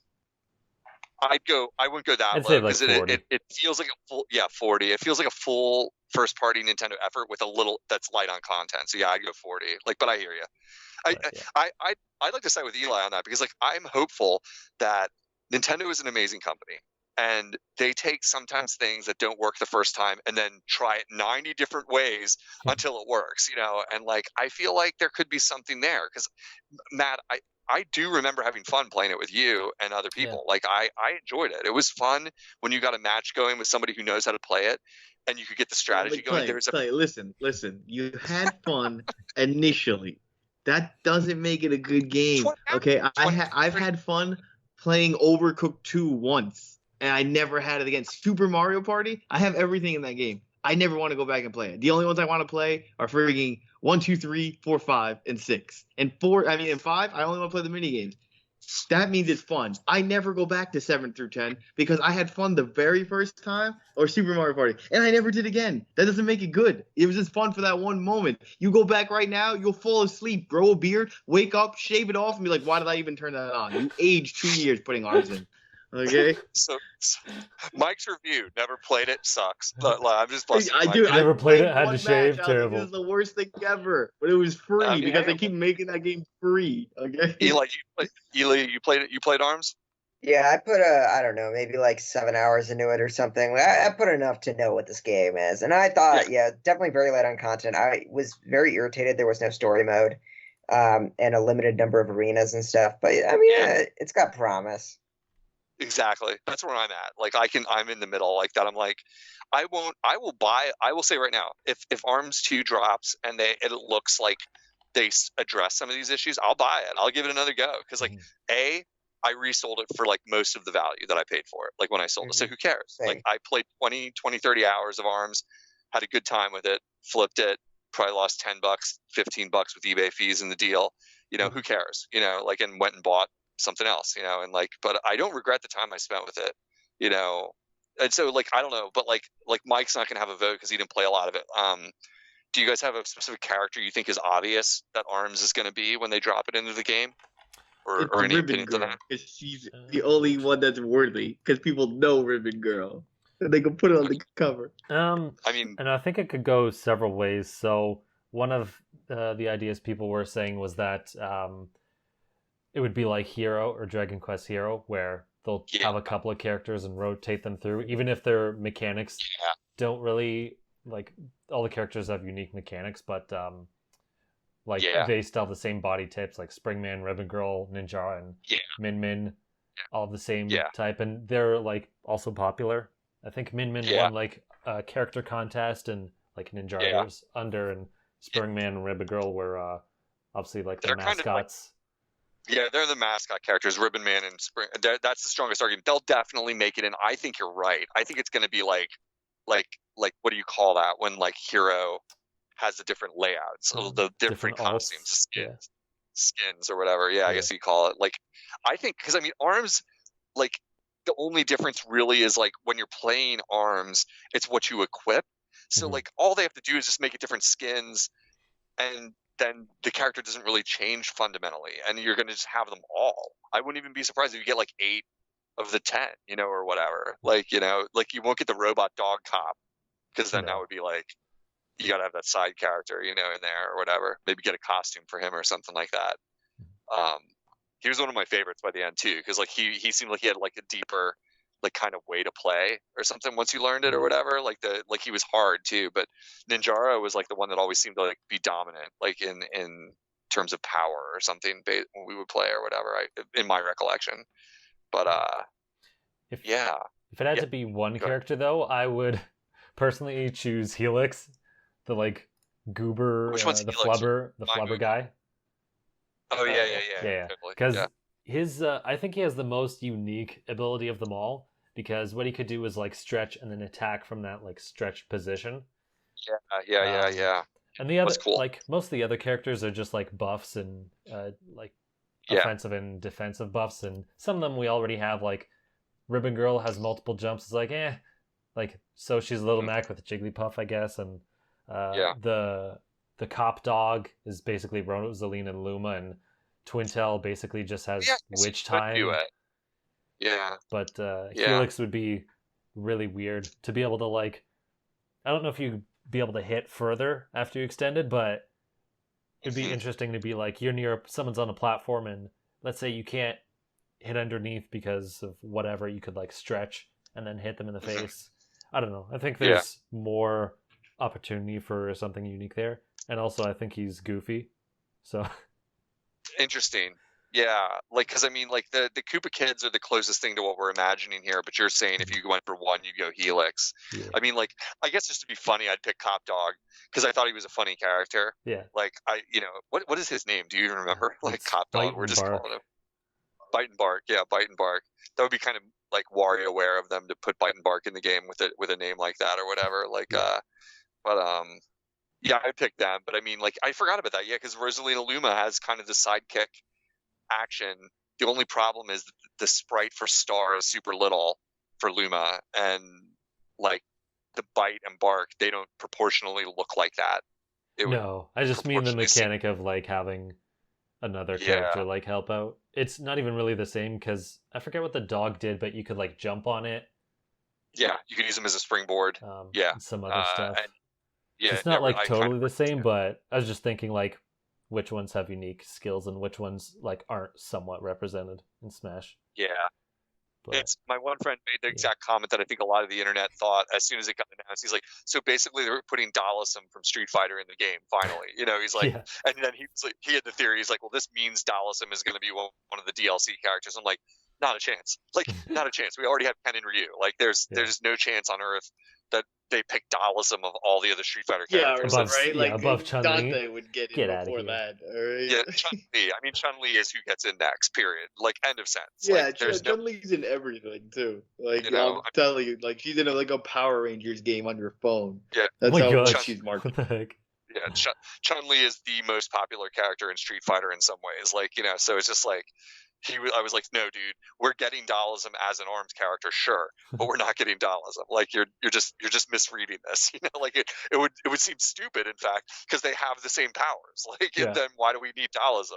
It's like, why do we need a lightly Well, baby Dhalsim blows fire first off, okay, true, and he's true. always consistently low tier. So there's that. True. Yeah, I actually, now that we're talking about it, I'm kind of excited about ARMS coming to Switch, Smash. I'll just say it. Like, now that we're talking about it, it makes me remember the fun I had playing the game. Sorry, Mike. Every time someone brings up Clay, ARMS, I'm you're, like, you're just misremembering. You're being lied. You're being deceived, bro.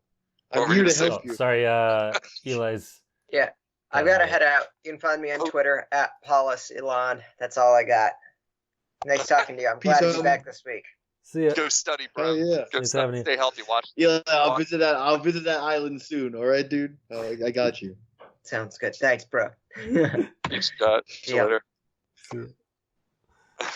But Yeah. yeah, no. Every time someone brings up ARMS, I'm like, man, I should go back and play that because I did have fun with it, and then I forget it. Like, there's a bunch of games on my list that like I should go back to, like Crash Team, whatever. I forget Right. the Crash game. CTR, racing game on Crash the Team C- Racing. Yeah. I haven't finished that because something else came up, and then I just like left it. So I'm like, oh yeah, I got to go play that. It's just one of those games I like, and then forget I should play when I'm like bored. Right. Like, and then like Right. hours later, you're like, crap. Could've Dude, done I felt the something same fun. way about Team Sonic Racing. I felt the same exact way. I was like, man, this game's kind of fun. And I was like, I gotta play other games though, Yeah. It's a racing game. It's not a high priority game, Right. If you want to play ARMS, message me up because Yeah. we both haven't played in a while, and I can't feel bad for losing. Yeah, I wish I still had it. I would totally Oh, take you up right. on that. You Like, just- I yeah. sold mine. Like, forgot. but if any listeners want to play Matt, look him up on the internet and hit him up. Because, yeah, Matt, I remember you being decent at it. Because I remember having good sparring matches. I don't remember if one of us was particularly dominant or not. I don't recall. I know we I played a don't couple remember. times, but Yeah. yeah, I You played a both few probably friends did. that we all had it at the same time, and we all had the same reaction. It was fun while it lasted. And it's like just Matt's an You know, Mike- armsman. Got it. I know what Next you're time I saying, see you, Mike. man, I want to see those juicy springs when Oh, you're in gosh. action. You're like, yo, what's up, boys? The funny part is, Mike, if you put the time into it, you're like the newer listeners or listeners who don't know, like, or whatever. Mike is exceptionally good at Smash Brothers, plays in tournaments, does well, things like that. If you put the time into ARMS, I could totally see you like against your better judgment liking it this weird way, because it's a really simplistic fighting game that the more time you put into it, there is a amount of depth to it. Mhm. And it's a lot about the same way Smash revolves around reading the other person and anticipating, always doing the like well, if they go here, I go there, and I make this move. Well, then I should make this move to guard. It's all about that's like boiled down. Yeah, but to that's basic.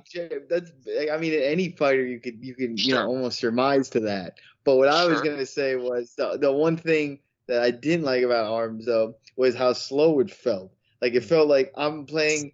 It was like, let's play boxing. I'm like, oh, dude, I love boxing because boxing is up close, personal, and quick. This was the opposite of that with the premise of boxing, and I didn't like that. So I got, your punches coming around and going too far, and I'm like, okay, I got to curve it in, got to block out, and it just didn't feel quick enough. Like that's why I dislike it. It is slow. He's absolutely right. It's floaty, like playing Smash with a floaty character. There's like a difference of like speed, and you don't have that option to like play a faster character per se or a faster match. Like where if you put Ness and Lucas in a match and like have all that like floatiness, it slows down the match. Or there's even characters slower than that, that are gonna like really slow down the match. You'd be better at naming them than me. But like I just think of that. Where it's like, oh yeah, it changes the game, it changes the timing, it changes everything about the way you approach it. And that is more true. deliberate. Yeah, you have to think hard about your moves because you throw and then you commit, and it isn't Smash where it's like, well, that's only 1 second of a commitment. Like in most cases, it's like, it's like a couple seconds in a lot of cases of a commitment, and if you mess up, you're paying for it. But yeah, hey, maybe it's not for you. It's so funny because you're good at fighting games, and I could see you like in this weird way, like connecting with it. They'd be like, oh, like the light bulb go I would off definitely and, play with friends. Like, you know what I mean? Like, if you guys were over my house and put in ARMS, I would play. It's not like I'm gonna be like, I'm not gonna play that game. Like, it does seem like it would be a fun thing to do with other people. But it just to me, it just never really like. It never connected. Maybe ARMS 2 will be quicker or not as long ranged. You know what I mean? Like, not as like farly proportionate. They need to add new ideas to it. You're absolutely right about like not liking it, like for Matt's reasons that it was like a little slow. Like it's they need to figure something out with it. They need to do Nintendo Magic on it, like where it's like, okay, yeah. Like I would say reduce the arenas, make the punches a little bit quicker, and try to add some like wacky items. You know what I'm saying? Like or feet. I'm not saying like a bomb that automatically kills the other opponent. I'm just saying something like. Like, oh, you're better at dodging at this point, or like, like make the opponent slower or something for like 10 seconds, and like, oh, that's kind of cool. Like, yeah, like the time stopwatch in Smash, and then sometimes it screws you over, like something like that. Yeah, I don't disagree. I'm not a game designer, I wouldn't know, but like something wacky, faster matches would help, and like more to do, like but that's Nintendo's job. So like, here's to you, Nintendo. If you're listening to our little humble podcast, I believe you could figure this out. So I'm willing to give you the benefit of the doubt. Like, you have a good basic idea here. It wasn't quite ready for prime time in iteration 1. Like figure out something to make it, like, I know it's so stupid to say, but figure out something to make it better. Like, make it a little faster. I could totally go with that, Mike, that it's like maybe make their arms shorter and like like a smaller arena but arms shorter. Like leave the same thing but not make it like, man, this guy feels like he's very far away and my punch will take a while to get to him. Yeah. That's fair, because like if you can't move all that quickly, you just kind of dash around, and there's no, as far as I recall, there's no sprint. So I mean, I guess that's probably deliberate because your arms are supposed to be long, but yeah, I get that. Like it does feel a bit wide. Well, you just think about it like in a natural state, like non-games or anything. Or like you go to an arcade and they have those punching bag things. It's immediate. You punch something. A punch is usually quick in your head.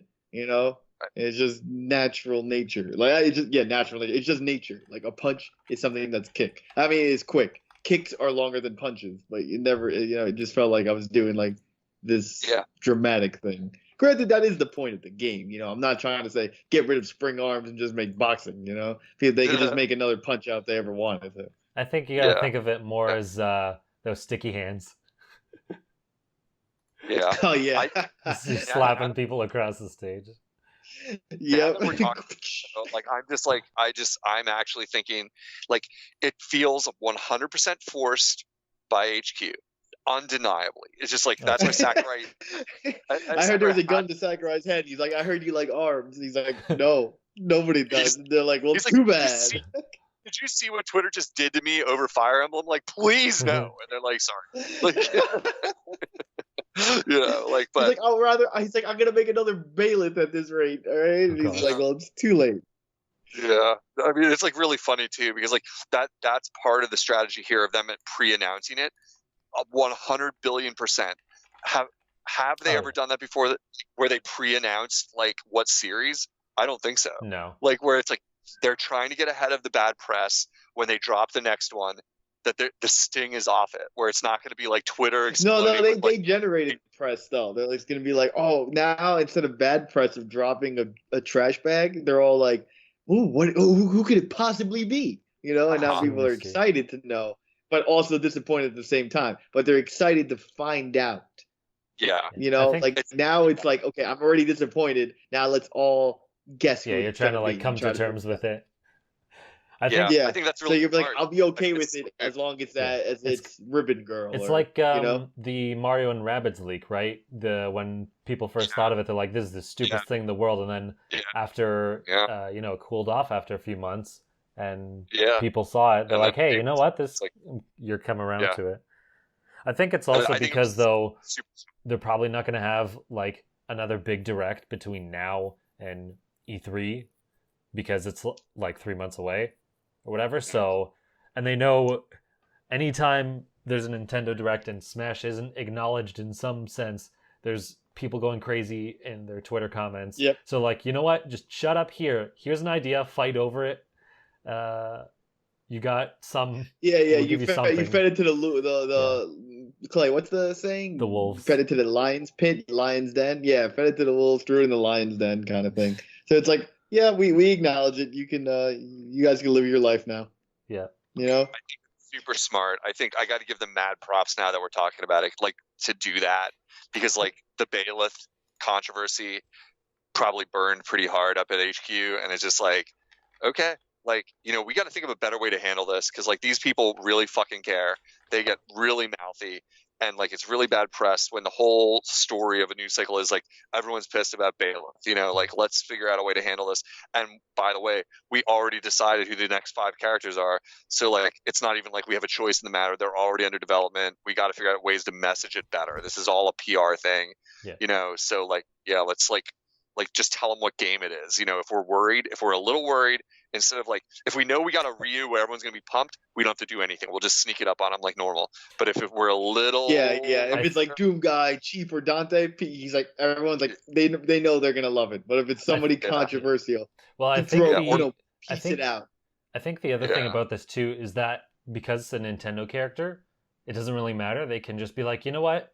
This is our character. Here's an idea of what it is. Whereas, you know, like you said, with third parties, they're gonna get more attention, but especially Nintendo. Oh yeah. Like, dude, you know what? We Dixie can tease it. It doesn't really matter.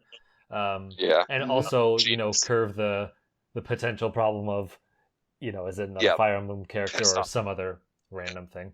Yeah. Pissed off gamers. Look, there's a lot of positives and there's a lot of negatives. Like, I mean, look, I'm not like, oh, this is the worst thing ever. Like, I haven't even bought Pass 2 because there's no reason, but. You know, an ARMS character is not going to make or break it for me. I'm not going to be like, I can't get past 2 because it's ARMS. Like, dude, it's their own property, you know? Like, I don't mind them putting their own characters, like, in. Like, yeah, it's like, yes, I do mind when they overrepresent something. Like, that sucks, you know? Like, it would be cool. Like, personally, you know, if they're going to put another character in, I wanted another Mario. You know, I want a Paper Mario. But, you know, people are going to be like, oh, they throw another Mario. You know, people are going to be mad no matter what. Yeah. But the idea of doing this, it's kind of cool, you know. It's I'm with it. Like I'm fine with it. New Nintendo franchise, new series to Smash, like new mechanics. It's like, even if you're not crazy about the property, it's like there's enough interesting things I think about it that could be like, you know what? Maybe I'll try it out a bit, because it's not just like putting in Koopa Troopa. It's something like you're already well familiar with. It's like. Yeah, we're putting Bowser in his clown car in. I'm like, oh man, like they already have the freaking Bowser Jr. in the clown carts. You know what I mean? Like, you know, the cool thing is too, Mike. Like, Matt kind of basically said it, but like that you may not like the property, but like you've definitely come around in the course of this conversation to like a more moderate position right now.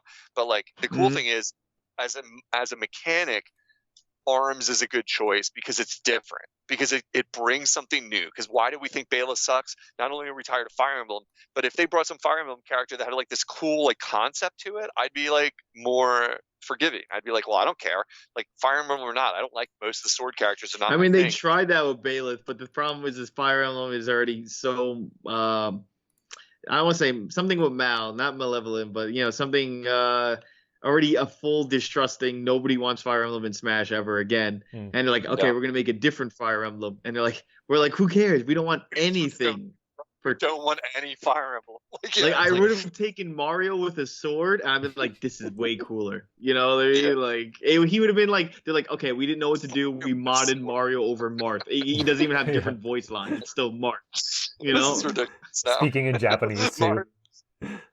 Yeah. I'm like, yo, just exactly just modded Mario as Marth, same voice lines, no different voice actor. And I'm like, this is a good character. But if they would do freaking another Fire Emblem, I would have been like, yo, Sakurai, I want a refund. Right? That's how bad it would have been. Yeah, I mean, like that's the thing. The ARMS characters have interesting new ideas. It's the Dallasum of Smash Brothers, that it's like, okay, like now we got a stretchy long character that you can't even trust that you know where they are on the stage. I mean, that's completely new. It's completely different. That you're like, okay, like that alone, like I can see that. We'll see how it plays out. I'm excited. Hopefully, they'll drop a trailer or something. Though I doubt anyone's really working, but we'll see.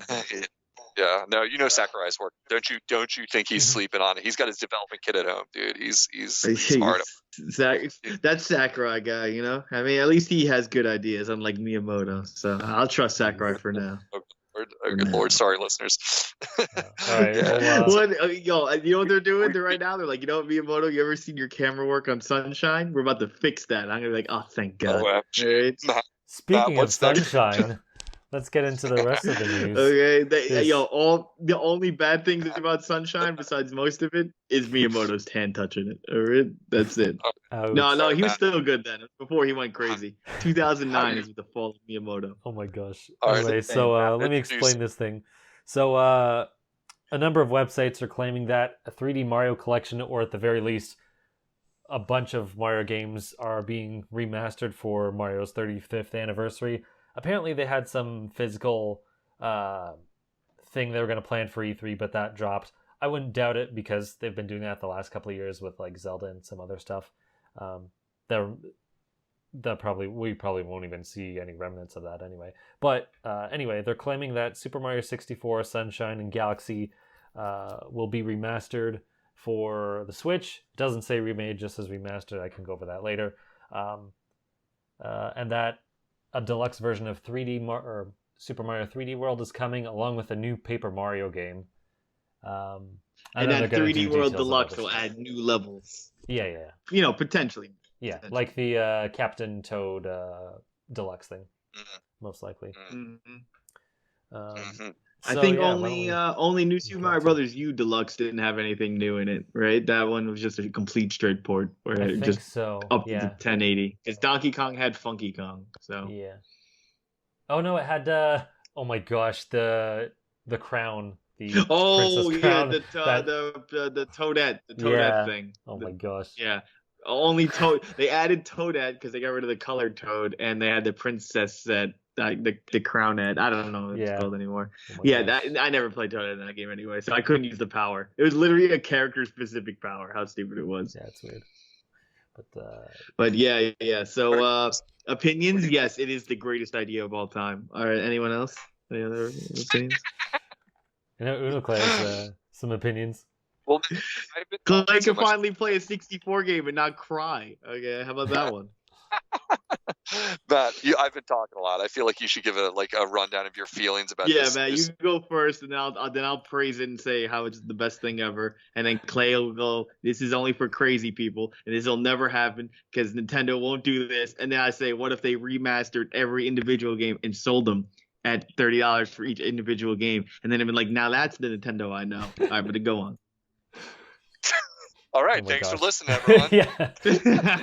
And that's wow, that was accurate. All right. Yeah, so Yeah, thoughts, Matt. I'm of Thoughts, Matt. two minds of this.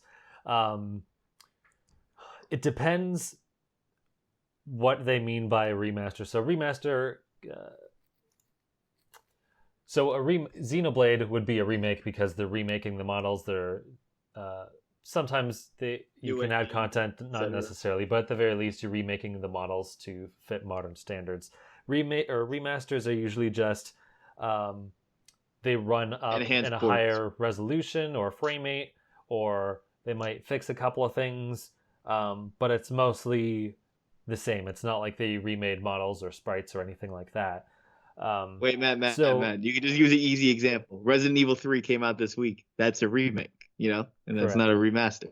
And then you could just say any collection on the PS3, like Sly Cooper, Ratchet and Clank, Jack and Daxter, all those are remastered collections. There you go. Just slight touch-ups. Summoning it up, yes.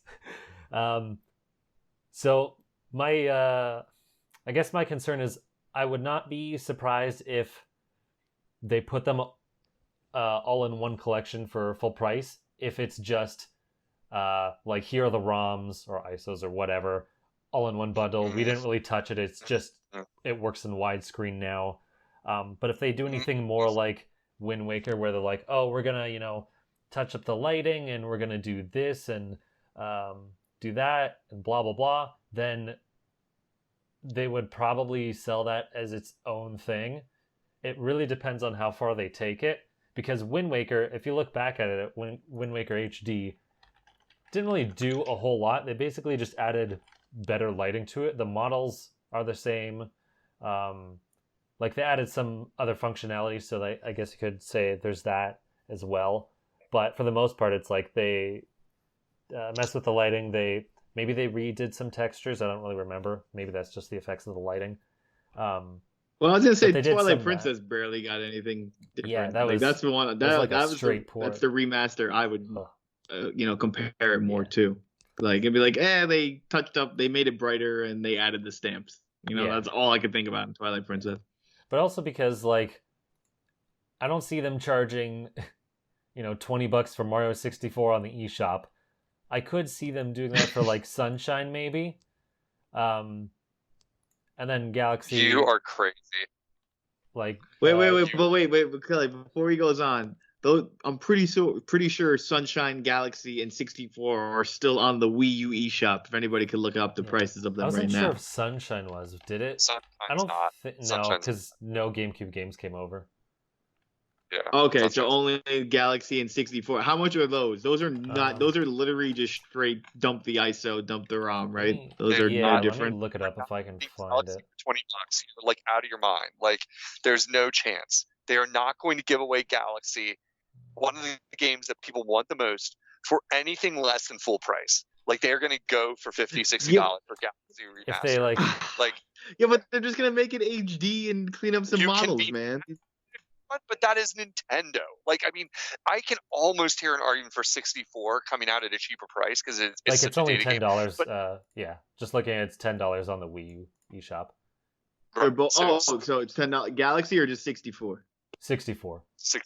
64. Okay. Well, 64 will just be 20 or $30. It'll have. Look, the best example you guys are forgetting, and I said it earlier in the chat, like a few days ago, is when we pre-ordered our Wind Wakers back in the day. Okay, we got the Master Quest collection, and there was also that other Zelda one that where they touched up the other games. But the best thing about Master Quest collection was they completely redid the game in the sense, a remaster of that time, where it was updated with GameCube models. They had the red button for the B and the green for A instead of green for B, blue for A. They obviously they added a whole new dungeon. They cleaned up some of the lighting in that. It was very minor work, and it was basically free. You got it with the pre-order, or you paid like extra $10 for it. So Nintendo now, because they like money more and inflation, they'll do Mario 64 for 20 and the other two for 30 a pop. All right, and then they'll fix the camera controls Maybe. for Sunshine. Those are I don't know. numbers I It's- get more behind. 'Cause- It's so yeah. weird Go because ahead. like 64 is the like standout where it's like you can't really charge too much for that anymore unless you like completely remake it. Or they remade Sunshine- the DS one. Yeah, like Sunshine is also Like, in a weird like spot they add where the DS stuff. Yeah. Yeah. Sunshine is in a weird spot where you might be able to get away with doing like the Wind Waker HD where it's like, yeah, there's a bit better lighting or whatever, but I don't know if that game's well loved enough that they think they could get away with that. Galaxy easy. Wait. Sunshine is the Majora's Mask of Mario. Okay, everyone thinks they love it. Everyone talks about it, and now time has passed, and they think it was great. But when they play it, they'll realize it's not as good. I mean, I still like it, but yeah. Sorry, go on. It's funny you say that because I thought like you were going to go with everybody hates it, and I was going to say no. Like lots of people love. There's this weird thing where I feel like the Sunshine hate has gotten magnified, and it's a small minority. It's actually a game tons of people love. And I would agree with you that for like 5 years ago, Clay. But I'm telling you, it's the reverse now. Do you remember how much everyone loved Majora's Mask, but before it got re-released in 2014? Everyone was like, "This is the greatest Zelda game ever." Ocarina of Time is garbage compared to it, even though everybody liked OOT. Then they released OOT on the 3DS, and everyone's like, I'm going to kill you until you release Majora's Mask. So after 500 million deaths in Nintendo's company, they released Majora's Mask. That game did not even sell close to what Ocarina of Time did, and it did not get the universal praise for it. Because people got what they wanted. It was a small internet vocal minority that people thought was the majority, and it wasn't as good. In my opinion, I freaking love that. I was like, holy shit, Majora's Mask is so much better than I thought it was because they fixed everything. But what we would hear as people who were on the internet, as people who love Nintendo, it was like, wow, all these people that were talking a big game, they never deliver. And it's the same thing with Sunshine right now. Everyone loves this game. It's so amazing. It added this. It was a worse Mario 64. And when it comes out, people are gonna be omega hyped, and then it's gonna die down immediately. I would agree that, or I don't even know. Disagree, whatever. I do think more people have come around on Sunshine lately, but I still don't think it's enough where Nintendo would put it out itself at full price. So I'm in this weird spot of they could easily just put out Galaxy and be like full price, whether it's a couple of lighting touches or a full remake or whatever. They could easily get away with that. Sunshine is like, they could get away with that 100%. It's Sunshine's like in the middle to me. And it's going to be 40. What about this? How about this, Clay? Would you like this better? $60 for 64 and Sunshine remastered, and then separate $50 for Galaxy remastered. I could see not all three together. I don't see Galaxy being dropped. Like I think I'm with Matt. Like that game is so hallowed and beloved, and it's just that sweet spot of it's been long enough that people are going to pay no matter what they ask for. So they're going to go for it with Galaxy. I could see them doing a bundle. The one thing I could see is like the way they bundled Smash DLC. Like it's another pricing idea where they give you a model where they say you can buy these individually. Like the prices we're throwing out here, we're all making up numbers. Who cares what we guess? Like we're all agreeing like of a kind of relative. Like 64 is lowest, then Sunshine in the middle, then Galaxy at the highest. But then they instead go for the thing where you get a discount. Where if you pay right now, if you buy now, everybody, we throw in like a fancy kid Sunday. Yeah, but exactly. And like they go for the thing where they say $100 gets you them all, and then you look at the math and you say, okay, that saves me $10 a game or something like that. All right, I'm in. And they do that all the time. Nintendo loves doing that. Yeah, I've done that. I've fallen for that from Nintendo all the time. I'm like, oh, I'll just get this now, and it'll save me $10 for the next game. And then I'm like, wait, I still spent the $120. Like the virtual ticket. Don't forget that. When it comes down to it, that's the bottom line is they're going to get away with it where they're going to be selling these games to you at more than what you're imagining. Because the way that news broke at first was like, oh, they're coming out in a collection. Bull honky donkey. That is never happening. They are never going to do that. Like they're not going to be like, here's Galaxy with some other stuff. So here's the other thing to consider. Yeah. I think if they're just like straight ports, except that like they run in widescreen or whatever, then I could see it as just a collection. Because they also, I know you're going to say it's not the same, but I forget the name of it, but for the 30th anniversary, they also put like a bunch of the 2D games on a disc on its own, and there's no like they haven't collected the 3D games at all, and they're not even all available on one console at all. Right. So if they're just like, here's the straight ROM, like we didn't really touch it up or anything, it's just as is, like then I can kind of see it. But it's also weird because it's like it's also weird because like Galaxy, you could just remake and then just get full price for it. Yeah, I mean So they have it's the like a missed Joy-Cons that can opportunity act there. as the Wiimote.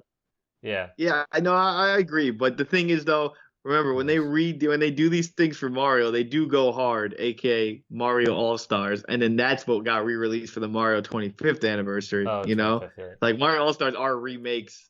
Those are more remakes for their older games. Granted, those are older It's gonna- games. You know.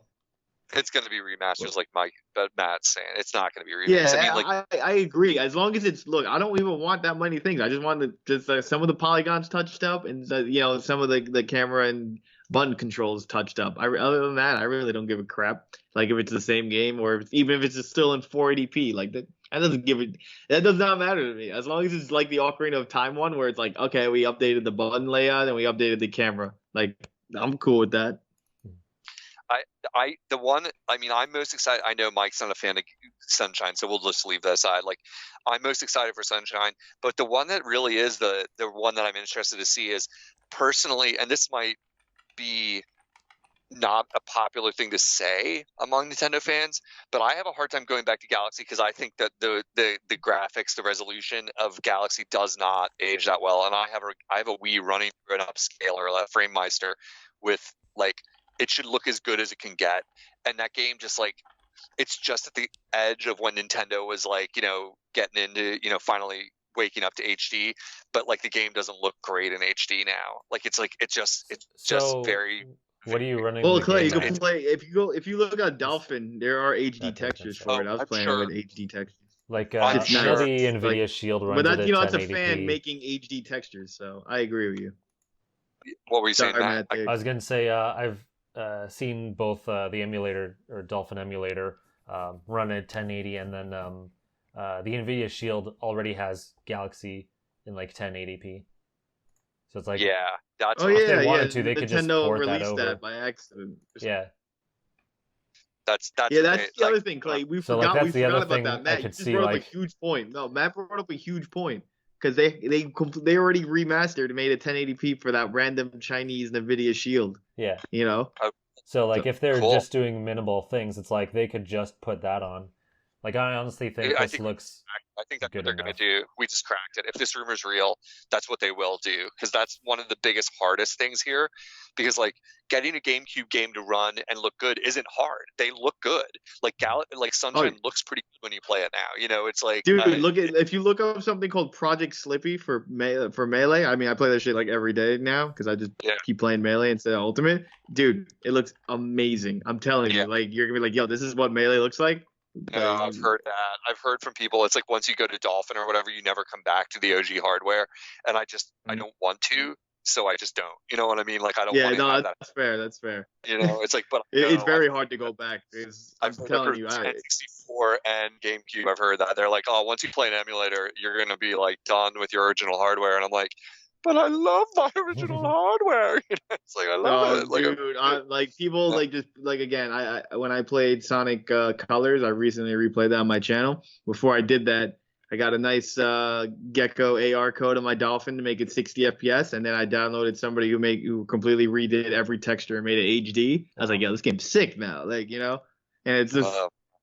It's nice. Like it feels nice, and I'm like, okay, if we're getting these things for free or they're just available, there's no way Nintendo is not doesn't have the assets or doesn't already have the assets to do it. So overall, I just think that NVIDIA Shield thing. I honestly think we did crack it with that. Like now it makes sense if they can release those three. Because there's no way they're sweating over a GameCube in an N64 game like oh man, we totally can't make these minor functions. It's like no they could do that, but we were thinking about Galaxy more overall, and that NVIDIA Shield thing is really key. So what do you guys think they're going to do about the most complicated thing that I've personally only known of? I don't know if there are other things, but the big challenge for Sunshine being real is the sensitivity of the triggers, the GameCube triggers. Like how do they solve that? Because that's integral to that game. Like, what's the answer? Like, I thought that's the big barrier for Sunshine to come to any. Were there any? Yeah, but Sunshine Points only in moves in 4 Sunshine where, directions. like- You haven't replayed them forever, dude. No, I'm saying So- because the sensitivity of the triggers is how you control the flood. Like, and Yeah, so how we don't powerful. have a controller that can do that. Like, that's the problem. Like, that's why you got to play it on GameCube controllers, because it's got those special What? triggers. No, that, like, when you hit R, so the way it works in Sunshine, I mean, I think I'm the most guy who played it most recently. That's why I always say Mario moves like a truck in that game. Okay, Mario 3, Mario 64 and Mario Galaxy, yes, Mario can move in 360 degrees. However, Mario moves in a slope in those games, aka he only has top-down momentum. All right, and now when you go to Flood, you hold the R button down, and then it zooms in on Mario, and then you look up and look down for Flood. Is that what you're talking about, those sections, No, or are you talking he's- about something else? So he's talking about the water pressure. On the GameCube, you could press it lightly and it would only spit out a bit, or you could go full and it would go full, and you could have like a gradation in between. I forgot The about thing that. is, I don't know that there's many or any sections where it matters. So I don't I know mean, that it it would. matters. I didn't come That's your across problem. any that where it mattered, And to then be the honest. other In my thing last would be- playthrough, I did not come. The other thing would be, because there's more buttons on a Switch controller, they could always just be like, oh, the 2 shoulder buttons, one could be like a half press and one is the whole press. Or like a button where a toggle wouldn't really work because you would want like access to it quicker. But I think like the GameCube only had 3 shoulder buttons, L, R, and Z. And with the 4th, it's like, okay, this one's the halfway and the other one's the full. Like, I think that would be fine if they needed it all. So I don't think Yeah, that they would could be do too that much problem. technically. it's like, it's so integral to the way the game works. Like, Yeah. to like the. Well, that's the why light. that's why Sunshine would have to get a real remaster. Not like a kind of like, well, here we just ported the game and we touched it up. Well, Like Sunshine would have to get like in depth more than the I don't- other ones. But it's a controller problem. That's the problem. It's like, Oh, you I- you could play with your GameCube controller. Remember that, like that you could do that in any game. Granted, it simulates a But pro they- controller. Well, they gotta Remain- assume that remain- most people aren't gonna do that. right. Okay. Yeah. That's what I'm saying. Like, they would never make the game like somehow like whatever exclusive to a GameCube controller. Like that's just not That's a true. thing. Like, so yeah, I don't know. But they could just Like, maybe resell it's them, time bro. sensitive. You got to make more money. You got to think about it better. They could just resell them. There you go. Yeah. Maybe it's just time Boom. sensitive, Put where out it's more- like after 2 seconds or something, then it's full. Yeah. So like Yeah, if you okay. ever want a little bit, it's like you just hold it shorter. I think there's ways to like get around it, because the thing is, I don't think it's actually necessary anywhere. I think it was just like, hey, we can do this and it looks cool because we have analog triggers now, and like that's what they showed off. Yeah. but Yeah, don't think I there's, like, again, I don't practical remember reasons. any section where I had to do very lightly. It always was full, and like, or if you held it full, it would be something filling up a cup would be the most the easiest example I could think of. Like, I never was like, oh, I have to do very little. It was more of like, go, go, go, go, go. Yeah. Okay, I ended, and there we go. Like, we're good now. There's never a section where it's like, oh, you put too much water, you gotta start, or we only need a little bit. It was always just throw water in Petey's mouth, or use your full jetpack, or use your full booster pack. Maybe in turn they'll just give you more water, or it like uses less, so that because you're using full blast, it won't drain as quickly as it would in the original. I think there's That's a ways good to idea. to get around it. It's more so, I think, the Interesting. Yeah. value proposition, because like you could easily sell Galaxy, but if they don't really want to do that, then they could probably just shove them in a box and call it a day. Yeah, I'm gonna look up some gameplay on the NVIDIA Shield Galaxy. Wanted to see how that came out anyway. I assume it's just gonna be the exact same as Dolphin with Galaxy HD textures, maybe a little bit more like better frame rate or something like that. But who knows, man? Like now it seems like the bigger issue is Sunshine more than it is Galaxy. But again, that game is 19, 20 years old.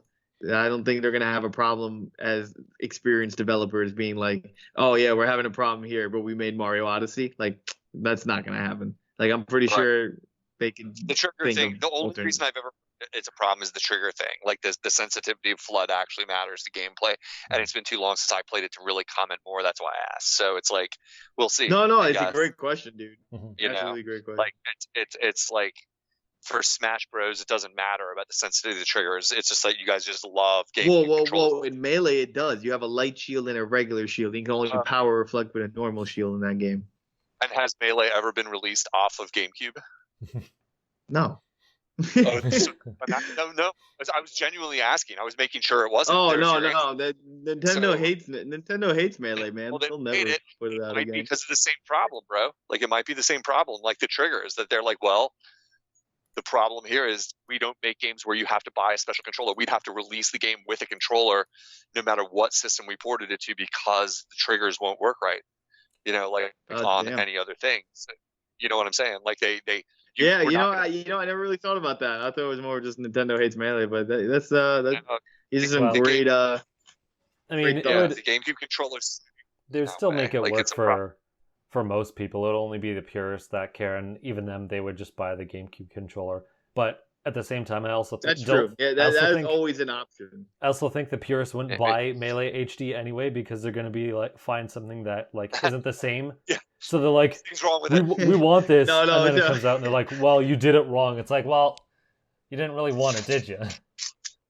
Yeah, I see. No, I would agree with more if they did this. They buy it, and then 3 days later, they're like, it was done wrong anyway. And you'd be like, well, you still bought it, and you're stuck We with hate it. this. So. We hate this. Gosh. We hate this so bad. Yeah. Dude, Melee I've been- players.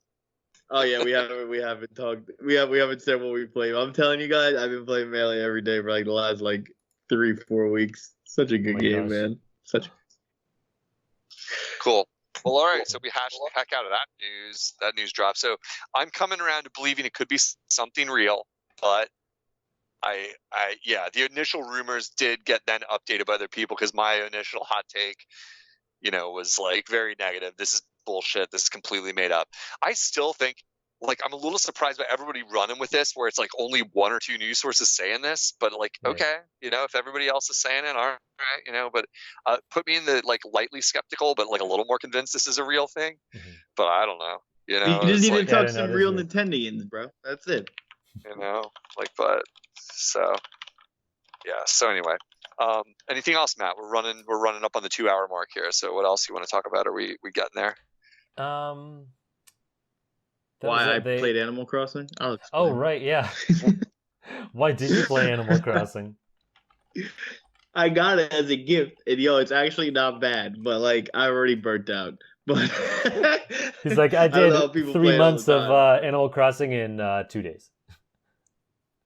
Basically, I'm like, oh gosh. man, I did like a month and a half, and I'm like, whoo, people play this still. I'm like, it is so stressful, and like so much shit to do. It's like, I want to say it's monotonous. It's just Minecraft with bills, but at the same time, like, I think New Horizons kind of cool. I don't know. I enjoyed it. Maybe I liked it a little bit more because it's free. I do enjoy the gift I got for it, but it's I still don't get the craze behind it. Like I understood the first 2 days, but beyond like the initial building, I think it's hard to stay consistent with. Like something with Mario Maker, like at least I'm trying to beat levels and beat this. And even though it's infinite, there's still a slight reward. In this game, it's more of like I'm just gonna keep collecting and keep doing this. My main problems with the game, like game looks great, sounds great, feels great. Internet is terrible. Like it's so bad. was It's gonna like people say, did visiting your you- island is actually stupid. I was gonna say, did you play with friends? Because that's also like the big part of Animal Crossing. Oh, I think that's the worst part about the game, Oh. playing with the friends. Like, I hate when people It's go so to weird. my island, dude. I'm like, yo, you can't do anything, okay? Like, everyone in the village is like, you got company, asshole. You can't do that. And I'm like, what the hell? I don't give a shit. It's my island. Did you hate it because So everyone they all was... get mad at you when you. I was gonna say, did What- everyone what's hate? up, Matt? Or you said, did you hate it because everyone was hitting you with was the fly swatter, the net? There's like Oh, the videos bug of- net, dude. Yeah, Did yeah. you know that's how you get rid of people in your island? I didn't know that. I learned that You like just harass today, them? and I Oh, was really? like, yo, perfect. I was like, I could get rid of all the people I hate. You just gotta beat them up. And I was like, man, this game is just real life, but with like cute animal things. Yeah. But yeah, I got it as a gift. I think it's a fun game. I think everyone will enjoy it for a bit. However, I'm not a hardcore, so I get like for me, like after like like again after a week, which was a month in my Animal Crossing, I was like I felt kind of burnt out.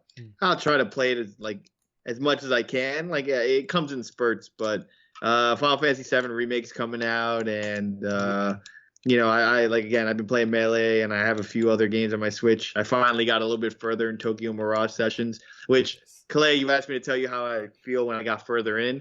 Game's great. It might be a little too weeby Japanesey for you, to be honest, because it is based in real Shibuya, Shibuya 106, that famous area, and it's got a lot of Japanese cultural references. But it's such a smooth RPG. Like they give you so much magic to start off with, and all the battles are omega quick, which feels nice. So it's not like I'm like, oh, dude, I have to grind and I have to do this. It's more of like, dude, you're always just about even with every dungeon you go in. So you're never too OP. They give you the choice to be OP if you want, and you're never underleveled, really. So it progresses very smoothly, which is nice. Good. Right on. Cool. Nice. Well, Matt, what else? Oh, wait. I lied. I've been playing Brain Age, the European version lately. And, man, Europe's got some weird grammar. That's the only game I'm trash at. But Brain Age, I can't wait for that game to come to the US. It's freaking amazing, but you need a pen. Because this game never knows when I write a 4, and it makes me so mad. And then my brain age is always like 23 or 24, and I'm like, it's supposed to be 20 because that's the perfect age. But it's like, nope, couldn't read. That was a 4. That was a 5. So F you, Gabe. Stupid Dr. Kawashimi. Okay, now I got it all out. Which one was that again? It was like 17. Brain Age for the Switch. Oh, okay. Yeah, I got. It's not out for us in but there's no. Whatever the word I'm looking for is, something about global entry or whatever. Oh, yeah, okay, pre-check. Usually they have a subtitle. It's just for Switch, basically. Brain training for Switch.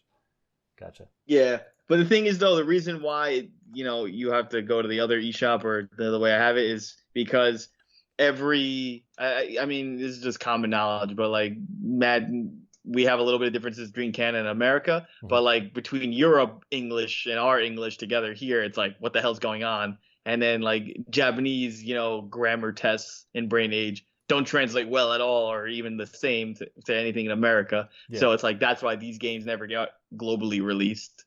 Math is the same, but English is not. I mean, grammar is not. Gotcha. Weird. All right. I'm starting to lose my voice, so I'm conserving my comments. Like okay. I can feel my voice getting raw from talking. Interesting thing about he's just mad about Sunshine, Matt. Don't worry. He's seething in his corner. Interesting thing about he's like, Brain how Age dare was, they do trigger analogs? He's like, I need a Mario collection with every 3D Mario game in it for $10. Okay. All right, and that's why he's mad. It's all right, Clay. All right. They didn't include Galaxy 2 because they wanted us to enjoy the 35th anniversary. Okay. Oh, yeah, I forgot. Didn't even mention Galaxy 2. Well, the original one, Rumour, I don't think mentioned it, and then someone said something after, so I don't know. It's all over the place.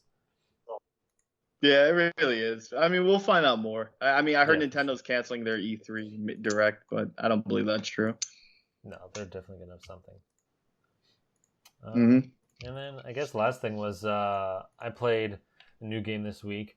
I finally got to the Azure Striker Gunvolt series because I had the pack, which has 1 and 2 in it.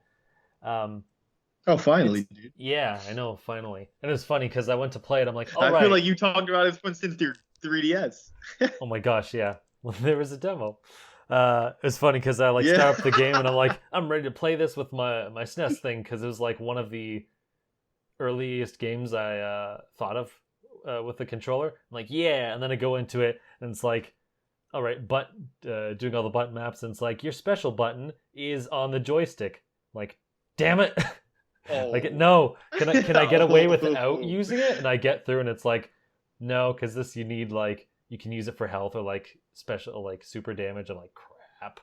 I could on the second one because you could. I never played the second one. I did play the first one though. I did play the first one. So. Nice. So what's the opinion, Matt? It's all right. it's not as good as I remember Yep. playing like the demo. And maybe I was just under a different pretense or whatever there, but it's decent.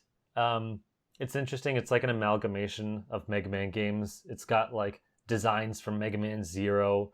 It controls a bit like X, and then some of the enemies are like straight out of the classic one. Like there's the shield where you have to shoot it in the back when it turns around, or a guy that shoots out like 3 grenades in an arc formation. And they even have like boss rushes at the end, which I think is kind of dumb and annoying because you're basically just filling up content. But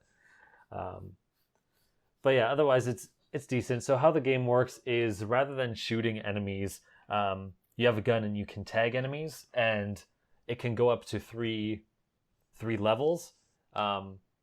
So like the first shot you get hit is the weakest, second medium, and then the third is strongest. And how you actually hurt them is you have this electric field on one of your buttons, and if you're within a certain range, you have like an electric field around you, but also the lightning arcs off and hits those enemies that were tagged. And you know, whatever tag level they are, it'll do more damage to them. So you're pretty much running around trying to tag an enemy to the maximum and then just shock them.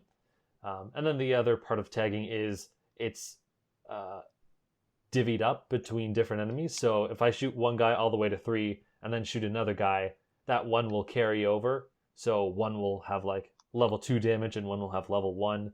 So there's that kind of managing. But obviously you can hit 2 enemies at once, so that's the benefit.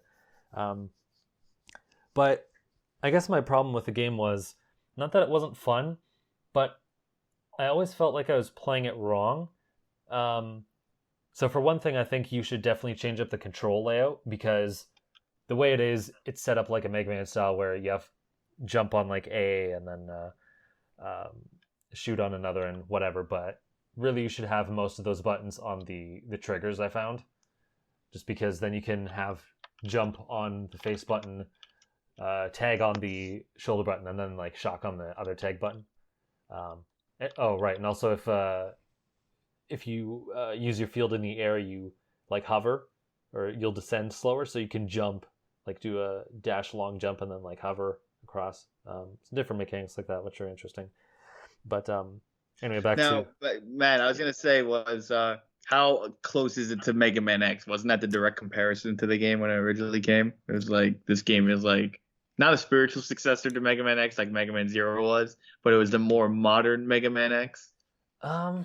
Like, how do you feel, like, you know, compared to like older Mega Man games, or just, you know, overall, like, how do you feel it is? Because I know you love Mega Man in itself, like both X and its regular series, and this game has always been designed, you know, to be, you know, a newer Mega Man kind of thing.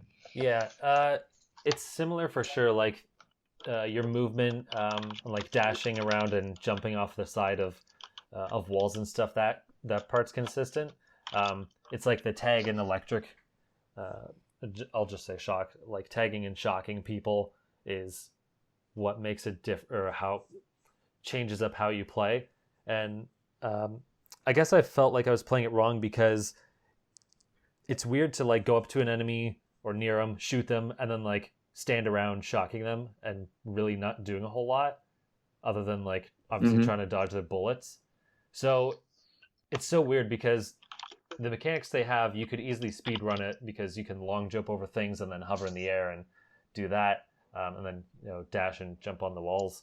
But at the same time, like obviously the main part they want you to play the game is to kill these enemies, but to kill them you basically have to like stay within a certain distance. So it's like, all right, well, I tagged you, I'm going to shock you, and I guess stand around or jump and hover in the air and then move on. So it's really weird, because it's like start and stop. So I don't know, it's very weird. It seems antithetical to what the game should be. The style of game. Like, like, why am I running and gunning and then I'm stopping to not run and gun no more? Yeah. Like, dude, I kind of felt the same way. I really felt like it started off really hot, the game, and then like it turned lackluster. And I'm just like, you know, I think that's why I never played the second one. Though rumor has it the second one was like, oh, you could play as the rival, and it's, you know, definitely better. But other than that, man, I just I had the same qualms, and I think maybe that's why I always said Mighty Number 9 was better, because it just felt like, people kind of hated on Mighty Number 9, but in that game you never stopped running and gunning. Yeah. And I thought the dash attacks were very cool, because I'm playing a Mega Man game. I want to go left to right.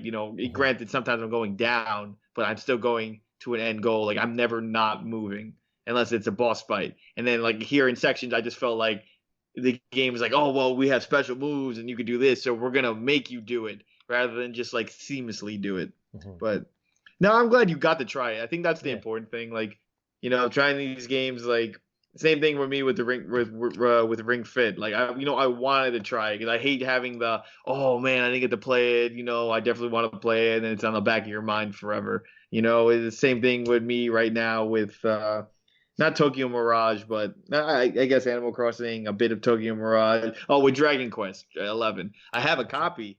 Never opened it. And I keep talking to myself like, oh, I gotta play this Dragon Quest, do this. By the time I'll probably miss the day to return it now. I might not even like it as much, but I kept saying, oh, I want to do this. I got to do this.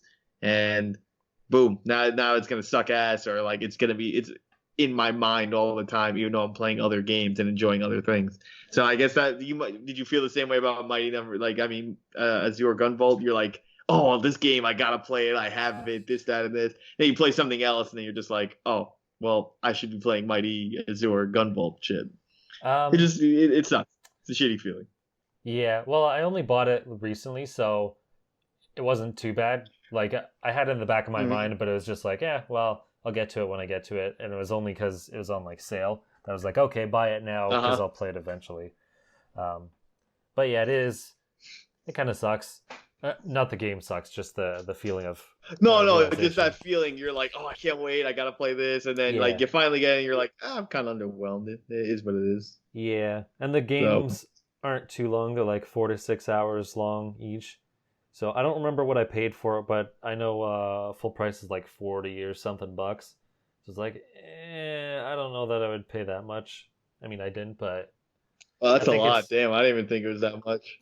Yeah, I think it was... totally not just Googling it right now. No, it's okay. You know what? I think I felt the same way. I've been feeling that way right now about the Mega Man X collection. I'm like, oh, I want the Mega Man X collection. I own the PS2 one, so that comes with 1 through 6, and I'm like, why the hell do I want it for the Switch right now? Like, I hate Mega Man X7, and like I'm probably never gonna play 8. But like every time I'm playing or like I look at something, I'm like, man, I should really get that Mega Man X collection. And I'm just like, no, I like convince myself not to get it. And the same thing with Dragon Quest. Those are the only 2 games on my mind. Meanwhile, in reality, like Final Fantasy VII's coming out soon for both of us, and I want to play some of these games, get a little bit out of the way before that comes in, because that'll take that's gonna take some time. Yeah, yeah, I was right. It's $40, so.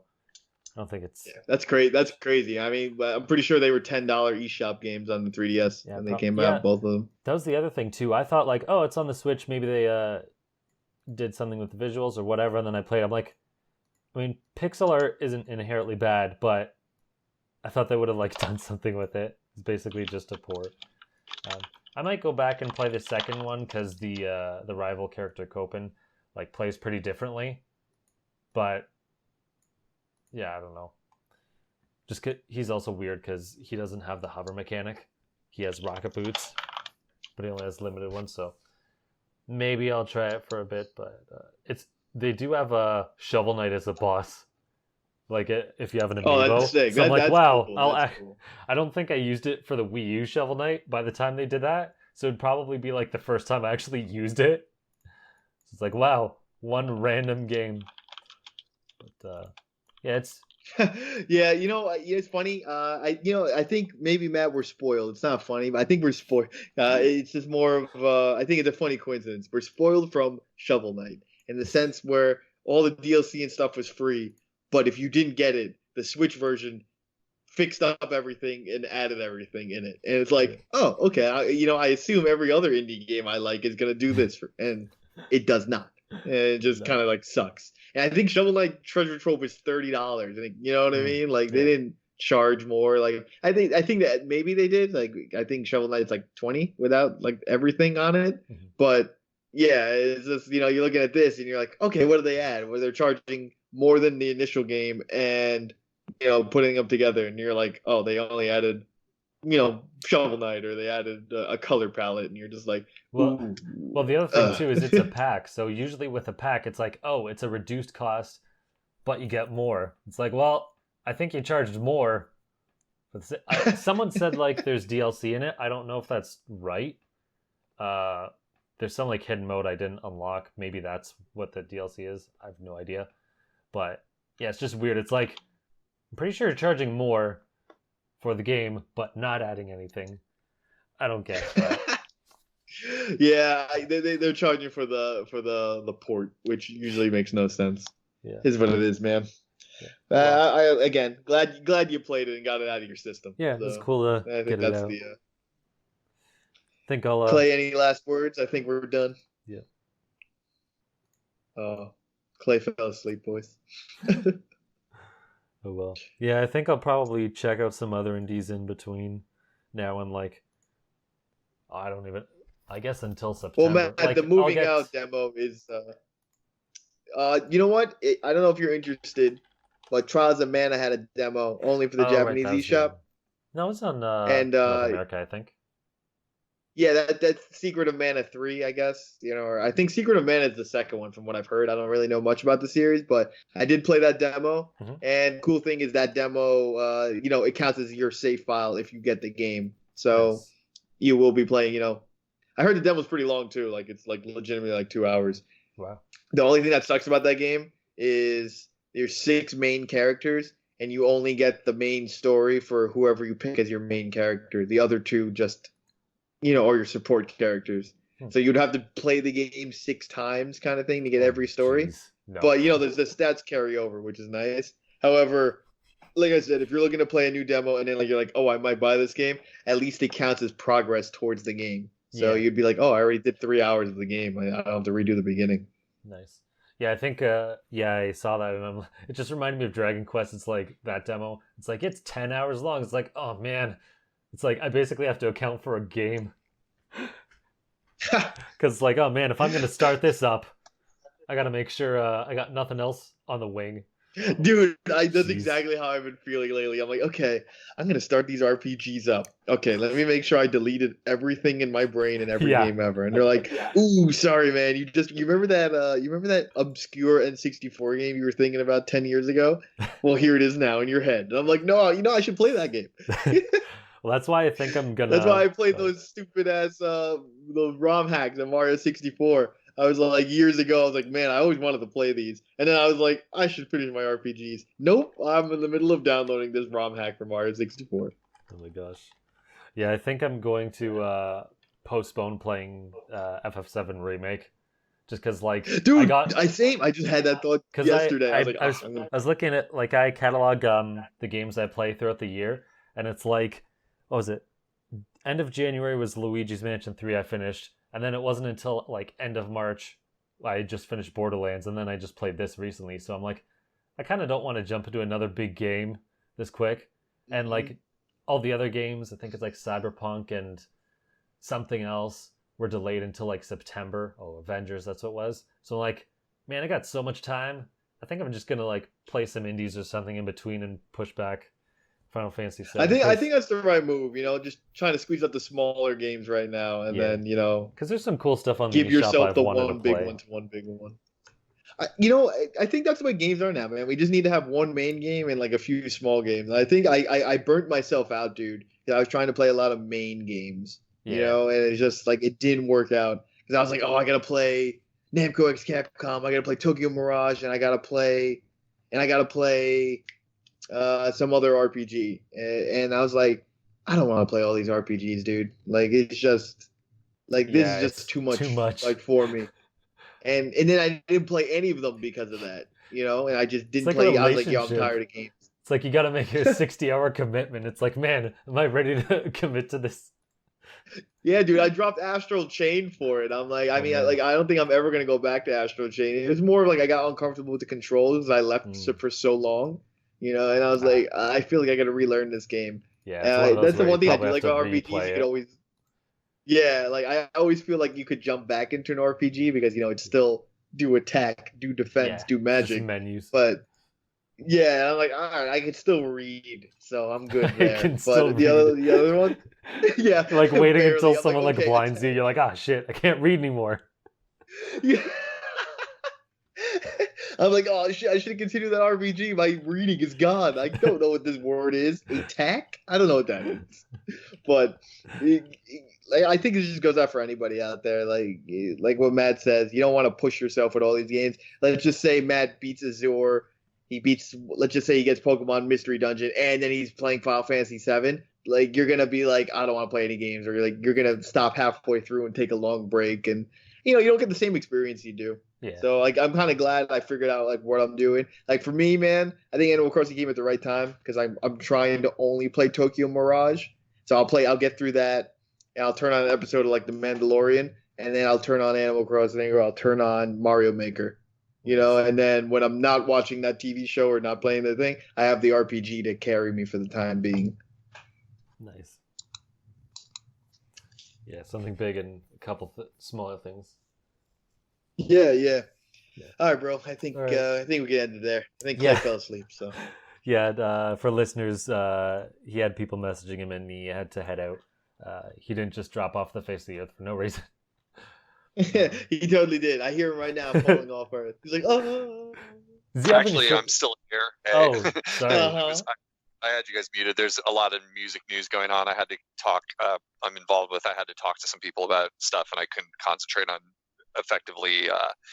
No, it's fine. We talked about RPGs, man. So don't worry. You left at the perfect time. We were just talking about burnout. And just how RPGs are very long games.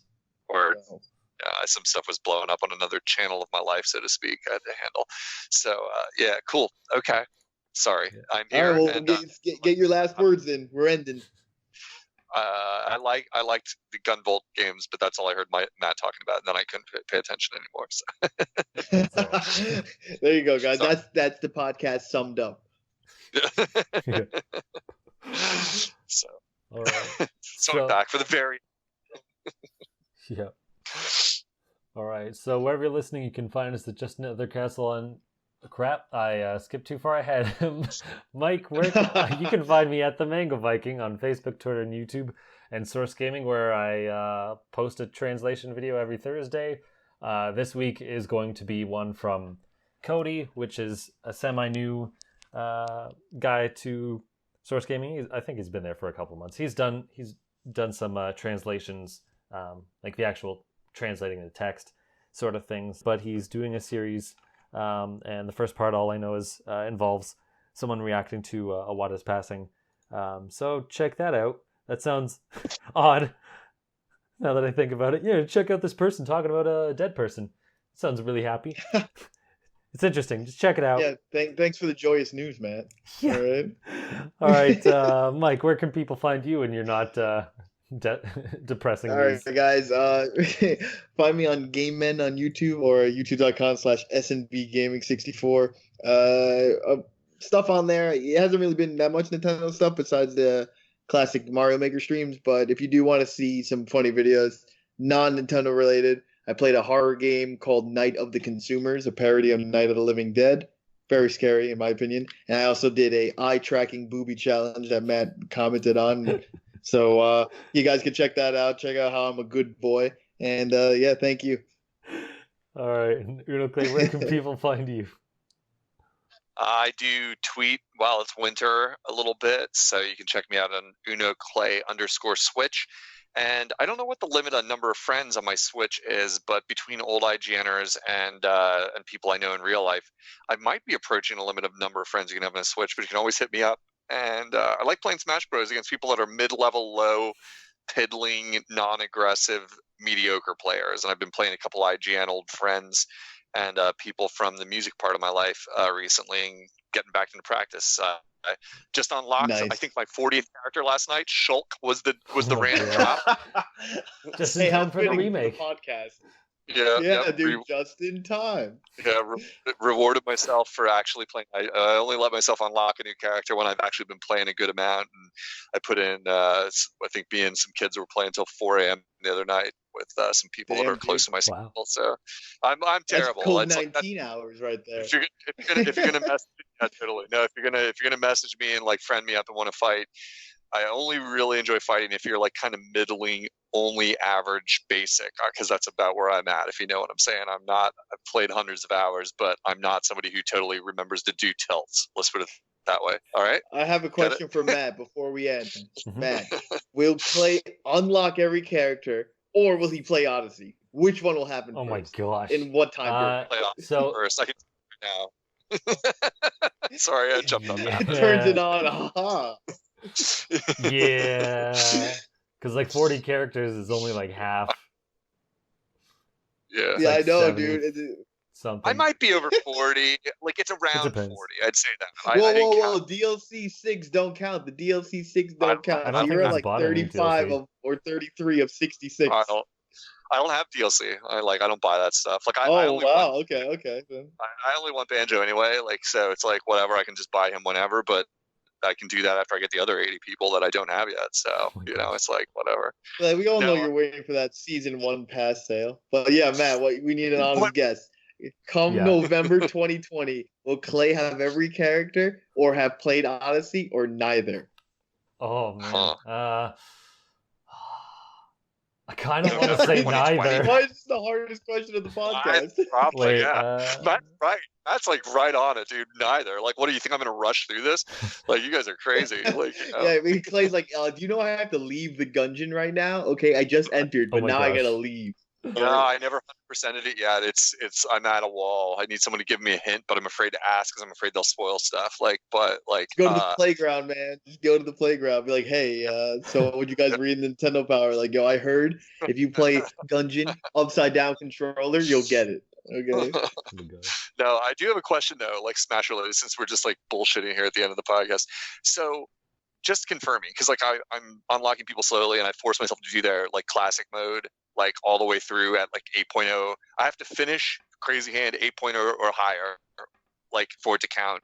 So I can't use continues and shit because it downgrades you too far. Like, Well, if you use a ticket, you won't lose a point, kind of thing. But well, yeah, but I don't do that either. I don't. I did it Okay. for one character somewhere along the line, and then realized that's what it did, and I was like, oh, I don't want to do that. It just makes me artificially win, so I don't want to do that. But like, yeah. No, I just didn't know if you knew. yeah, I have like 70 tickets because I just have to gosh. keep buying to open up slots in this store because like I just want all the music. So like you just have to buy crap in the store to empty slots. You know what I mean? So like I'm just always buying those Well, tickets. Matt got every sticker, man. He knows about collecting the stuff. So That's right. at the No, time, he had every sticker. my question I wanted to ask is Smash Pro is legitimately so. I never really used Luigi before, and I've been loving him now that I've started to use him. He's pretty awesome. Like I'm not particularly good with Mario, so it's like a different version of Mario for me, like as a noob kind of amateur. But my question is more very specific. His up B, his flying punch, or whatever you call that. I don't know what you technically call it. Yeah. Like, His super it jump. only- What about it? It only seems to hit if I'm grounded when I launch it. And if you try to like do it in midair, like hit someone like Mario does the ding ding ding ding and hits you like a couple times in midair. but it never Luigi seems will have 1 coin, but if you are as close as you are on the ground, there's 2 things. One, yes, you could still get the higher knockback, the flame Yeah, super jump, like that's. I mean, it's called a super jump, but we'll just call it Okay. Shoryuken for fun. So you Okay. could still get it in the air. It will have less knockback. It's better Okay. on the ground. And in Smash Ultimate, it is the only game where Luigi's Shoryuken can be B reverse as well. So on the ground, you can quickly turn around as well. But Oh, that's for another okay. time and another planet. But yes, Yeah. you can get it in the air. But basically, think his nose has to be in their face for you to, That's for you to activate it. I was like trying it a whole bunch. I could never get it to land, but you're saying it won't have as much efficacy if I hit it in the air anyway. It's not going to go like Yeah. So like, let's just say you caught Matt free falling in the air, and you're like, I'm Yeah. gonna up B him up there. Like you Yeah. actually will do less knockback than Yeah. you would if he was on the Because you ground. do it in the ground, you get that clang sound that you hit a punch, or it's like ding. Yeah, you know, It overemphasizes. Like it happens in Ultimate, Yeah. like in the air. Like it's still a good hit, and you'll still get a good chunk of damage, but it won't have as much knockback. Yeah, because like on the ground it's a kill, but in the air it never seems to like land. I'm just like, oh, like fuck that's like deadly as hell, and Mario doesn't have that. That was the big thing for me, like where it was like I never use this guy much. I've always like ignored him. I thought he's kind of a Mario clone, and now I realize he's not at all. Body all your friends, up be at a shield. Just do it at a shield. You'll body all your friends. That dash attack right in, you up be right at a shield. Don't drop your shield, just straight up be at a shield. That's what I've been realizing. Then your friends will come crying. You'll have all the lunch money. Yeah, like because I was just realizing, I was like, I think, well, it's maybe like, you know, first date kind of like romance, but I'm like, I think I like you better than Mario because I've never been good at Mario, and I know he's one of your mains kind of, and I'm like, yeah, I never get the like, because you're all good at like being really good at Smash, and you're like good at like little tiny hits when I watch you, and like little the jab fighting that you get in there and jab fight, and I'm not as good at that. So it's like for someone who's amateur hour, like Luigi's got more pizzazz. Dude, Luigi hits hard, man. That's the one thing. Like you'll be surprised. Like my younger brother plays Luigi, and dude, I'm scared of Luigi like most of the time. I'm telling you, Luigi's one of the best like combo starter, combo like build up. Like I'm telling you, you get in a good situation, Luigi will build up 30 to 50 without even trying. Yeah. So. Yeah, I've been having a good time with him. He was like my new, like, out of all the characters I've been trying that I've never used much in the past, he's the one that sticks out. I'm like, oh, dude, I didn't know. That's cool. Yeah, Luigi changed a lot in this game, too. So I'm glad, like, you know, you're enjoying someone new. Yeah. I was even trying Shulk last night, having a good time with it, even though he's a fucking sword character. I was bored. I was like, you better been using Naked Shulk. All right, that's the only Shulk that matters. Yeah, does that. So I just go vanilla Shulk every single time, just like regular Shulk. Like everybody always does naked Shulk. So just like I'm like, no, I'm gonna be a clothed Shulk. Get me, I'm original. Did you know that naked Shulk is technically not naked? That's summer Shulk in the game, or swim trunk Shulk. Like you can't take off his armor and he'll be naked. It's you have to equip that nakedness. Okay. That's hilarious. That's your dumb fact of the day, guys. There you go. Dumb fact of the day delivered. It's great. Sorry, Matt. I just derailed this shit at the very end. It's my superpower. My X-Men. All right. So back to the ending. Yeah. Wherever you're listening, you can find guys, us. Now we leave. Oh my gosh. It's just near the castle on the whatever. You know where to hit us up. We'll see you next time when we look to the heavens and leave gaming to Nintendo. Oh, one more